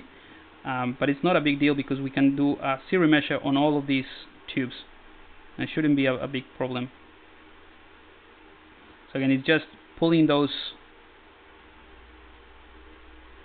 like the tips of these fingers, let's call it fingers, as well as the bases, so we have something that looks a bit more organic and kind of like makes sense. Again, here I'm just kind of destroying all the topology, but we can run a quick ZRemesher for all of that, and it's gonna be just fine. Probably I'm not gonna do that in this stream because you already saw it's just an automated thing, and it's just gonna take a little bit longer because the amount of, you know, independent geometry that ZRemeshing has to do. And I just want to move into the NPR filters. I know that still doesn't look great, but we get in there. Alright, so now that we have more topology and a little bit more of definition with the points or these pointy areas, I'm going to bring in the damp standard brush, and I'm going to enable back facing masking so that I don't affect anything else. If I just go like this, it will affect all of the tubes. So I also want to enable, I have it here, hang on, I have it here, it's called MVP on, and that is just a macro that I created to, I'll show you why. So that macro is just a single button that enables this slider from the auto masking sub palette in the brush palette. It's called mask by polygroup. So now I have that as 100%, and remember we have polygroups in all of this. So now I can only affect one single one, right? So again, that is in here. So if I turn this on and off, you see it goes from 0 to 100, right? I haven't really found the necessity of have this slider like halfway, like in 50%. So I think it just works better if it is just on and off, and that's why I created a custom macro for that. Anyway, now that it's 100%, I can just go and hold the Alt key and start defining this a little bit more, you know, kind of like what we did with the underlying beer.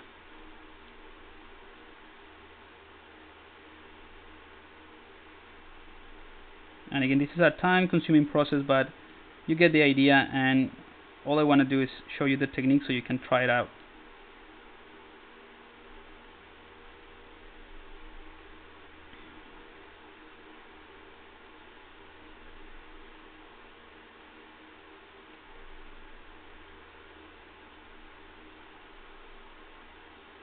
And this is the type of thing that you could, I mean, if you plan ahead a little bit, you could do a little bit more automatic, and that is by having two polygroups in the middle. So like if you split that, each one of these in the middle, you could potentially just use the polish by polygroup to create this line across the middle. But again, this is kind of fun, and not fun to watch, but it's fun to do. And you can also use the normal effect of the brush to push things in. So now these fingers are starting to look a little bit better than before. Before were just rubbish. So you can compare the center one with these ones here. Okay, I'm gonna do this faster just to have something to move into the NPR filters that I wanted to show. But again, if we don't have enough time to do it, I'll show you how to do it in the next stream. This is super rough, but anyway.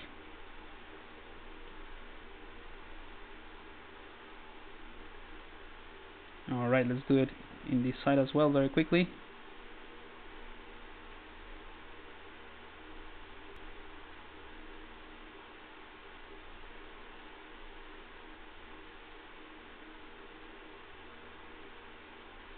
And you can probably also change the underlying geometry of the beard as well, just so that it matches better with this the newly added tubes of fingers.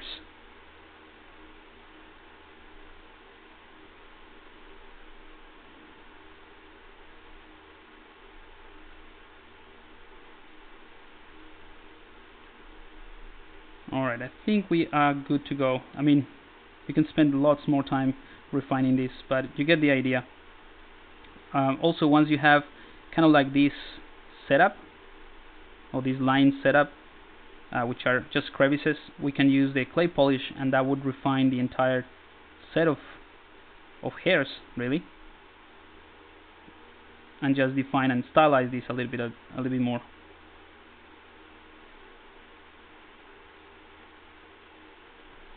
Alright, so you see it's a little bit different, looks a bit better. Again, you'll have to spend a bit more time to make it look better. I can go inside behind the beard, and I can just go ahead and turn.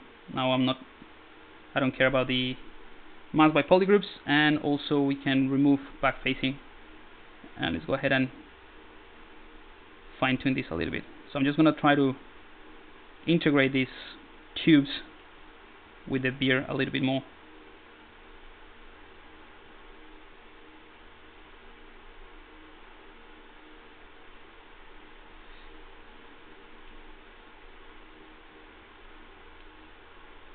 Again, these are just extra tweaks, I guess, before you continue, but I'm gonna leave it there. Let's go into the move brush and push this in. Something else that you can do is select the beard, and we can go with this inflate brush, and we can just inflate some of the top areas just to increase that, you know, the fact that they're together. So again, integrating them a bit more. There we go. And then we go with the move brush. We can enable symmetry for this, and then just push that in. Alright, so definitely more interesting than what we had. If you want to, I mean, you can duplicate this as well. That's another thing that you can do to add more details. And I'll promise this is going to be the last one before we move into NPRs. So you can duplicate this entire beard.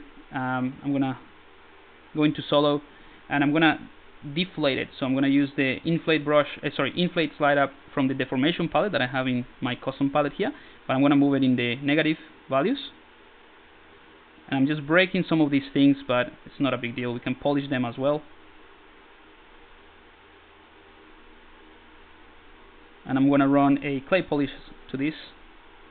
Alright, clear the mask and go out of solo mode. And then using the gizmo, I'm going to position that in the center and maybe push this down a bit. Maybe we can flip it. Whoops. What is it saying? Oh, we have subdivision levels, so we cannot use the mirror, and well, we lose the subdivisions, or we can freeze them up. You know what, I don't need them, so I'm just gonna delete them. Mirror that, and you'll see we have a more interesting pattern here. We can push this down, rotate it. So this is just an extra tool that we can use, right? And then use the move brush really quickly to reposition some of these hairs so that they conform more with the original flow that we set up. So very simple technique, but you know, in desperate times require desperate measures, and we need to move forward. So there we go. So that's the kind of like the stylized beard. I would really spend more time on this, but I think you get the idea. Really quickly, Vivian Langanai, sorry if I don't pronounce that properly. And do you have a trick for beards UVs? It would depend on which part of the beard you're referring to. If you're referring to the tubes, because we have polygroups, I would just use a unwrap from the UV master. So UV master unwrap with polygroups, and each one of those will be unwrapped independently, and then you can just reorganize them. Or if you're talking about the base of the beard, this part, I would just do a quick retopology and cut it up into 2 pieces or 3 pieces, whatever is necessary, and do the same thing. That is really, if you want to know a little bit more about the unwrap, the UV master, there is a quick guide. I'll just show it to you really quickly, and we move on. We have about 15 minutes for NPR. So if you go to the ZBrush guides, just go to tutorials, and here in the tutorials page you can filter. My internet is really slow today. So in the here you can just filter by ebook, and there is an ebook called Mastering the UV Master, and I go into in depth on how to use the UV Master to create, very useful UVs like this one, all within ZBrush. So it's a free guide. You can go here, click add to cart, but it's free, and you get all of this. You can click on this get UV Master guide here as well, and this is something that shows you the workflow, kind of like an infographic of what to follow and what to do once you get to that point. But maybe that's something that can help you. I don't know. All right. So let's bring in our hat. Cool. And I think we won't have time to retopologize the head. You know what? I'm gonna do it really quickly, and I'm gonna show you some of the a macro that I have for this. So I'm gonna select the head. I'm gonna duplicate it just in case. Turn that off. And I'm gonna go into solo mode, and I have this macro that runs. I'm gonna show you the process. I'm gonna tell you about the process, and then I'm gonna show you a single macro that does everything together. So what I would do here is maybe subdivide these ones just to get more resolution. Not necessarily all the time, but sometimes I'll do that. Then I'll run a ZRemesher. Sorry, before that, sorry. Let's just do it again.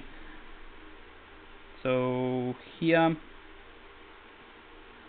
I will divide this, and then I will freeze subdivision levels, and then I run a ZRemesher process, then unfreeze the subdivision level. That will project all the details into the head, and then have an extra level of subdivision, like reconstruct the level.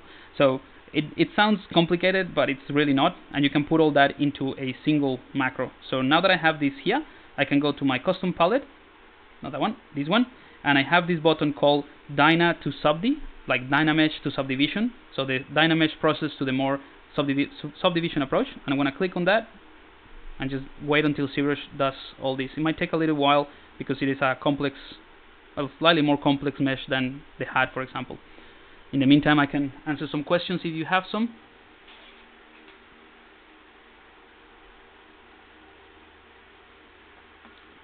Which fiber mesh in Lightbox would you use to get the best hair for beard? Maybe for another stream. Yeah, I can definitely show you some of that. I generally don't use the presets in fiber mesh. I just click on fiber mesh and start working on those, or create my own presets. But maybe use the grass. There's one for grass that it might be useful, and then you can just obviously tweak the settings, remove the color, invert the gravity, and so on. Alright, so my single macro button finished, and now we have exactly the same mesh, or very close. So I'm just gonna swap between the old one, so this is the sketch, and the new one, right?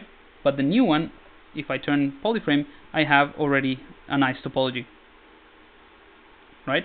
And I have all the details projected, and I have subdivision for that. So it's a pretty handy tool that once I finish with a sketch, I just run this, and I have something straight away that is workable. So I can go ahead and maybe subdivide this one more time, and then go with the smooth brush and just polish some of this, and then I can just go ahead and refine them. I'm gonna bring in my smooth brush, that is the strong one. So a smooth stronger, you can find that. I'm not sure if it comes by default in the brush palette, but you can find it in the in Lightbox. So you go to Lightbox, brush, smooth brushes, and it's in here, the smooth stronger, this one. So you double click on that, and that gives you that brush, and it just allows you to polish these type of things a bit faster once you have a lot more polygons. In this instance, we have almost 800,000. All right, so I don't mind just going over these details again, because that was just a sketch. So we need to polish those before we move forward. Just getting rid of the sketchy lines, and then we can refine Alright, I'm gonna leave it there. I know there's still more to go, but I want to refine those details really quickly, and we move on. So damp standard brush, always a good way to start.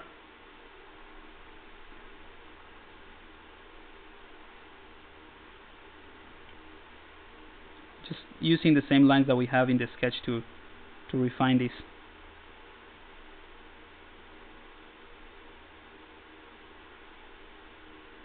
Add a few more.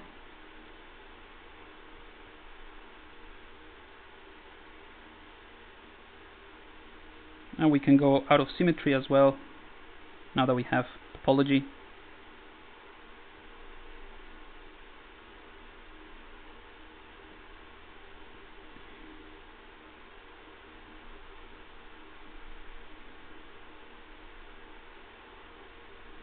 Alright, so I can lose myself just working on these details, so I'm gonna try to stay away from that.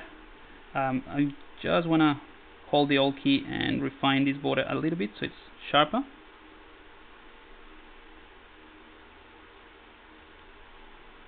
There we go. Alright, so I'm gonna move now onto the NPR filters. One more thing I wanna do is with the move topological brush, and this is something that I was mentioning in the previous stream about this guy. I'm gonna go to the lowest subdivision level, and now we can close the mouth really easy. But we now have nice topology and loops. You can also mask out certain areas, like so.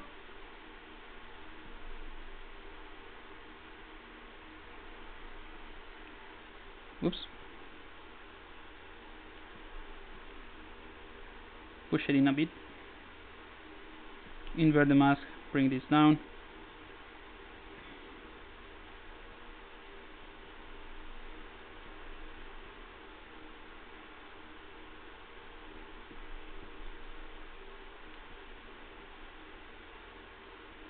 Alrighty, so that is with the mouth closed. We can go to the high subdivision level, just run a quick smooth on these areas, and we have the inside of the mouth if we want to, use it for anything.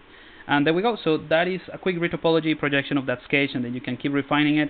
If you want a cleaner topology, you can do that manually or set up some polygroups and use the ZRemeshing with those. But I think we are good to go. Alright, so I'm going to select the hat. I'm going to go to the high subdivision level so it looks smoother. And with that, let's do a quick save. Any questions so far, guys? We have about 5 minutes. I'm not sure if I can go over today. Let me just check. I'll ask the Pixel guys. I don't know who's watching. Kyle, Steph, any of you guys, can I go over 10 minutes just to finalize this guy? Let's go to the schedule. So Oscar goes after me at 7. We have about 2 hours. Alright, I think I can go over maybe 10 more minutes. Just so that I can show you how you can set up your own NPR filters, and if you have any questions about that.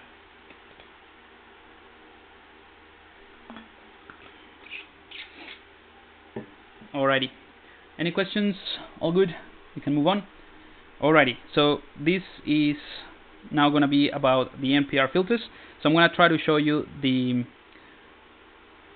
basics of it and how you can start building one from scratch. Alright. Great, so I do have a few more minutes.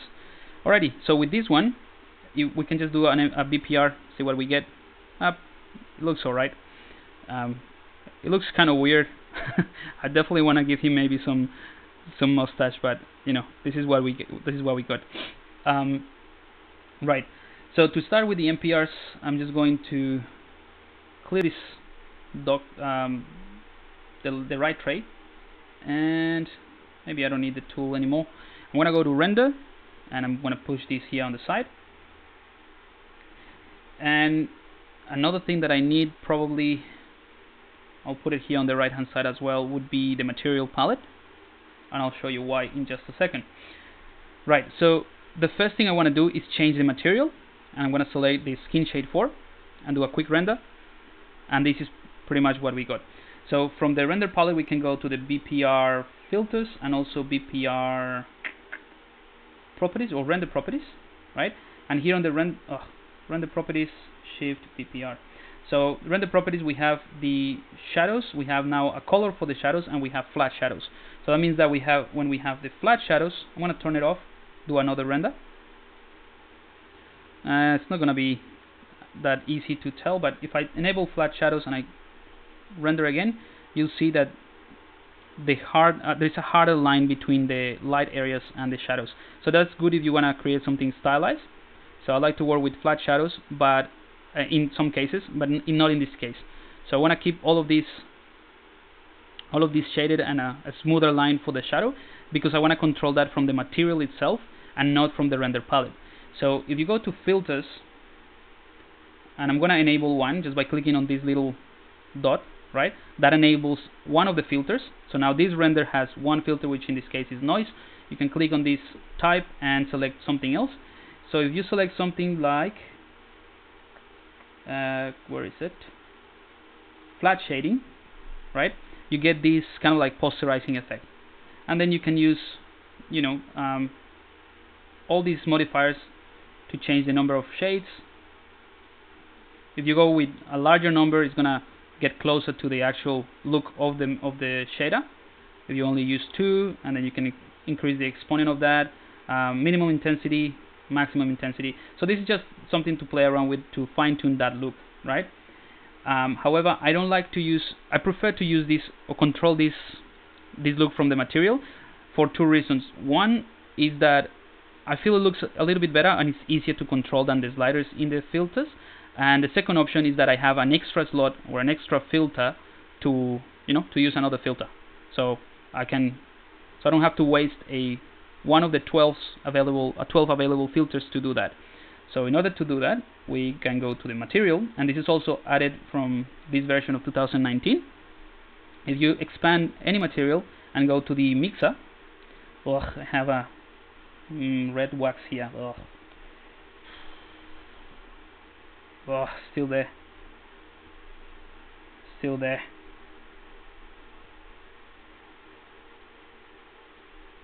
There we go.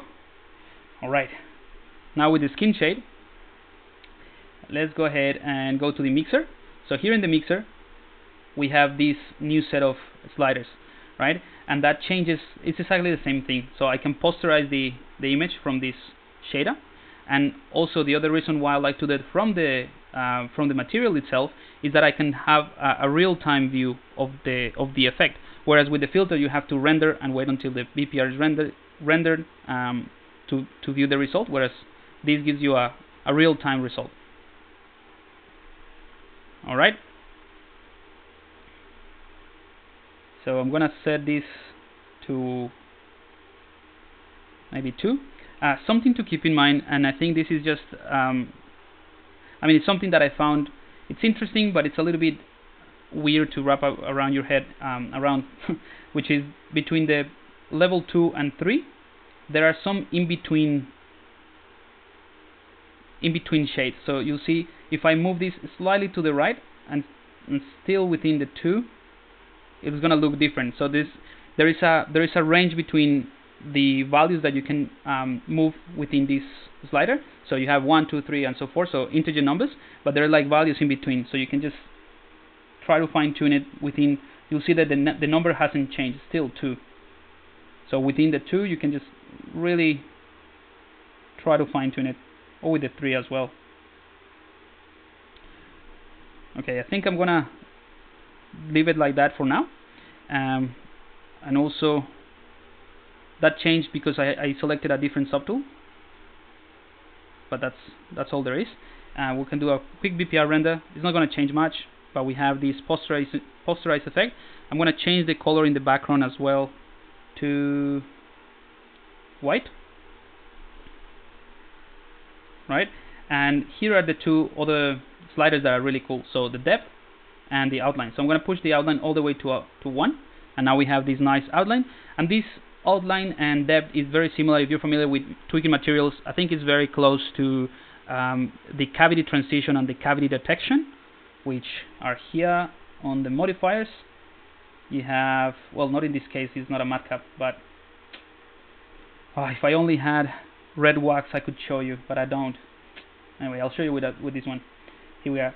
So this is a matcap using an image here, and you have cavity transition and cavity detection. So it works very similar to that. So now with the depth, I can just change how much of these lines are being detected. So I like to play with this, just try to fine tune it, see something that I like. And again, this is something that you can do from the filters, but having it within the material itself, it allows you to see it in real time, which I think is pretty cool. We can change the posterize effect. So now it is one single color. So it's almost like a flat shading, and we can reduce the depth or increase it. Anyway, play around with this one, see what looks better. So that looks actually better, but I want to go back to 3 so that we can play with the filters.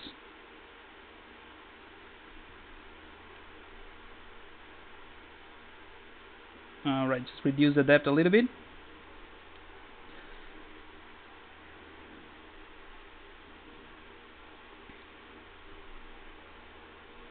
And let's go ahead and start playing with the filters. So all we did was just tweaking the material a little bit, and now we can select the filter, and we're just gonna reset that because I did some tweaking.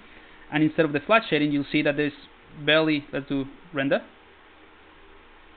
I mean, there is a bit of a change with this flat shading, but I prefer the one from the material in this case.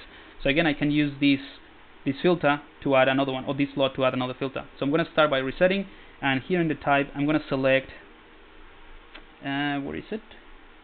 I still don't remember the placement of this. We have so many options. Here, outline edge, and there is outline edge and outline cavity. So I'm going to select the outline edge, and that gives us something similar to the depth and the outline from the material itself. But here we can just tweak, the detection. So I'm going to go all the way to -100 to get this color, the back color. If I go to 100, it will give me this color here. So you could potentially change that if you wanted to. But I want to just refine that edge. Right. So we have a bit more definition. If I turn on and off, you'll see that. And we can keep tweaking that a bit more if we go into modifiers, and we can play around with interior cavity just to get a bit more of those. It's a little bit hard to find a good balance between these two. I found within the same filter. So I prefer to use this filter with exterior cavity, then create another filter and just use interior cavity, and that gives you more control. The thickness of the outline, that's pretty self-explanatory. I'm gonna leave it at maybe 3, and the fall-off is just how much spreading of that line. So this is kind of like the depth within the material. Alright, something like that. You'll see the difference on and off. So really nice refinement of the lines. Let's go ahead and add another one. And in fact, I'm gonna add it first. So I'm gonna select this filter that I already tweaked. I'm gonna cut it from this button here, go to F2 and paste it. So now this filter is in the second line, and the order that you create the filter, so the order that you place your filters, is gonna have an impact on how this works, because it works kind of like in layers.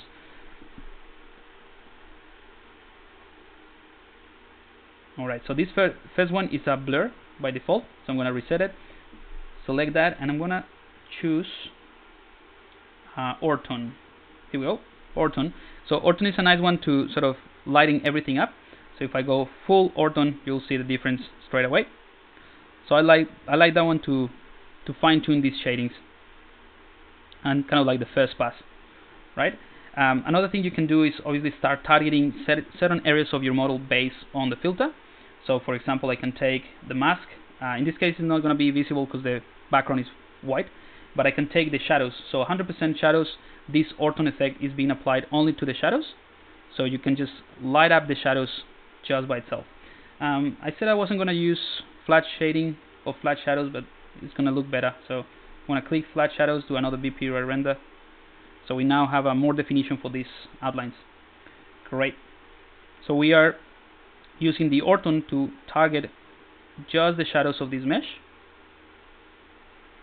and we can just fine tune it with the opacity, how much of that we want. There's another thing that I want to change from the material, which is the the reflection. You cannot see it probably in the video, but there is a bit of specular, and that has to do with the skin shade force. So if I go to modifiers, I can do a couple of things. I can change the color of the specular to white, so there's no blue color there. And the reason I'm doing that as well is because the filters, or certain filters, will take into account the shading of the material. So this will look very different depending on the material that I have. The filters will be applied on top. So some of them will take the shading into account, and having that specular as a different color will change the intensity of the colors. I'm also going to reduce the anisotropic to 0 and the diffuse anisotropic to 0. So it's a simple material now. And now we can go back to our filters. Let's do a quick render, and hopefully you can see the difference. It's flatter, basically. Alright, so we have two filters so far. We have, two filters plus the material settings. So the material settings, pretty basic, is what you can see here in real time. And once we do the render, we can see filter 1, which is the ortho, and filter 2, which is the outline. Let's go ahead and do another one, and this one is going to be sharpen. So I can sharpen the lines. So if I turn this on and off, you see it's getting very sharp. I think that looks good. We can also tweak the sharpness, but I think this looks good. And after doing this, we can go ahead and do a displacement. So I'm going to select the fourth one, enable that, select displace, and this is a really cool filter that I use quite a bit. And the displacement allows you to change, kind of like take the image and displace it and create this little noise. But again, it's a very powerful filter because the way that you can tweak it and how you can combine it. By default, if you just enable it and start playing around with the displays here, it doesn't do much. But the great thing about this is that you can go to the radius and you can change the size of these dots. So you can increase it like so, which is pretty cool. I'm gonna do that to maybe 7. I think 7 looks fine. And then the displace quantity, I'm gonna reduce that so it's not that extreme. Alright, very subtle. So it's a wiggly line right now. So in order to combine this with the previous effects that we've done, instead of changing the displace or the radius, I'm going to change the opacity. So in other words, I'm going to keep the filter and the effect of this filter as it is. I'm just going to tweak the opacity so that there is more blending with what's underneath. So that's why you have opacity here. So I'm going to maybe turn it all the way to 0 and start pushing it forward until I see some of these little lines here. So it's very subtle. We can maybe increase the displacement size a bit, and you start to see some of these imperfections on the line, and I think that's very powerful. Alright, so I'm going to push this a bit forward, and then I'm going to use the F5 or filter 5 to add another sharpen. So we have a sharpen to sharpen the lines before the displays, and then another sharpen to sharpen the displaced lines. So if I turn this on and off, this is 100% sharpness, and started to look very sketchy, kind of like a sketch or a 2D sketch. I'm going to reduce the sharpen a little bit, and let's go ahead and tweak some of the other settings and add variation to these colors and to these shades. So for that we can use something. Let's turn that on, and I'm going to use another filter. This time we can try the texture overlay, and that's a really powerful tool as well. So this one here, texture overlay, that allows you to overlay any tileable texture, and it doesn't have to be a big texture. It could be 512. Put it in and it will be tiled in different ways. So I have a few. Let's go ahead and I'm going to import one. Give me 1 second. Let's have a look. Where do I have that?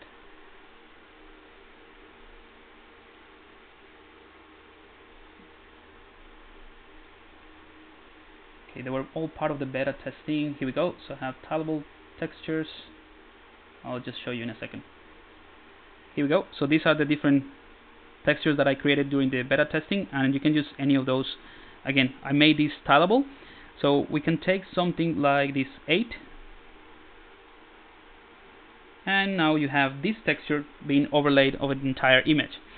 Now that you have that, you can use the different modifiers and the different kind of like target groups to target specific areas. So again, if I go to shadow, full shadow is going to be applied only in the shadows. So that's pretty handy. I want to use mask so that it's applied only to the head, and I'm going to play around with the texture overlay slider, and that will determine the size.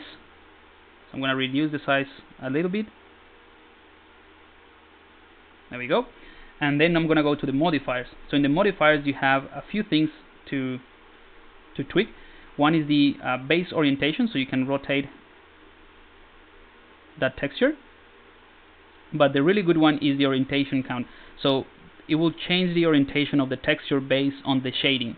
So if I move this to, let's say, 3, it's going to try to find 3 different values in the render. In this case, this gray. So that will be 1, this one will be 2, and this will be 3, roughly. Obviously for the entire mesh, or the entire render.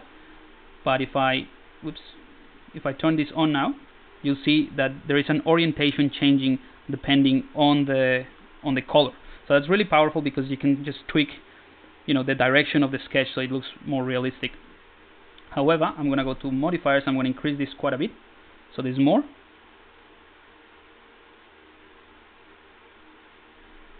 Keep tweaking the orientation. And the transparent black will just make the black areas transparent. So I'm just going to leave that at 0. And I think it's working alright. We just need to tweak the placement of this. So I'm going to increase this time. I want to use Fresnel effect or a Fresnel slider. So only on the borders or closer to the border we will have this texture. So you can put this Fresnel effect to 100 or to 1. And you'll see based on the angles of the normals, it's looking pretty good here around the face, but not in here. So I'm also going to target shadows a bit. Or we can actually leave the shadows as it is and then use the exponent or Fresnel effect to just really push that. Still not doing too much on the head, on the hat. Alright, so this one is going to be slightly a bit more subtle. I'm going to play with the opacity as well. We can increase the size or decrease actually, so we see more details of this texture. And I can see on and off the effect that this has. Alright, so we're getting pretty close to wrap this up today. Let's go ahead and do a few more of these filters. By the way, this filter that I use, the texture overlay, in the modifiers I have 13, but we can still see only just a few of those. And this is what I was saying, that it has to do with the shading of the material. So if I do a quick change between the skin shade that I'm using to the madcap, obviously the madcap has way more tonalities and a lot of more of values in the render, so you will have lots more of those variations. So it's going to look very different. So I'll do PPR and increase the opacity. You'll see there is a lot more variation, and this is kind of like the one that I use to create the filters for the landscape and all the oil painting that you have. You have one of those one of those available here in ZBrush, by the way. You want to try it out on the filters. This one, the oil painting. You can just double click that and try that out, and you see all the filters that I use. Alright, so I'm gonna reduce that back to what I had, go back to skin shade, do another render. Alright, pretty good. Let's go ahead and add some noise. I'm gonna go to noise, increase the noise a little bit, and that is just to add more texture to this guy. I'm gonna mask out the entire background, so this only applied to the mesh. And we can do the same thing with the Fresnel effect. It's trying to target some of the borders areas and the shadows as well. So this one is very subtle, but it gives us some of this grain and texture that I think is pretty cool. Alright, how are we going? 15 minutes. Alright, 5 more minutes, and just to wrap this up, let's go ahead and we can also use some poly paint if you wanted to target certain areas, but I think it's looking pretty good. Let's go ahead and look at it from an angle with perspective on. There we go. What else we can do with this? Let's go ahead and add another filter. Render that out, and this filter would be,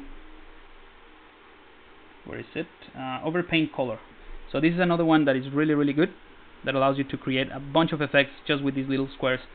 So I can increase or decrease the size of these squares, and in the modifiers, here's where the fun happens.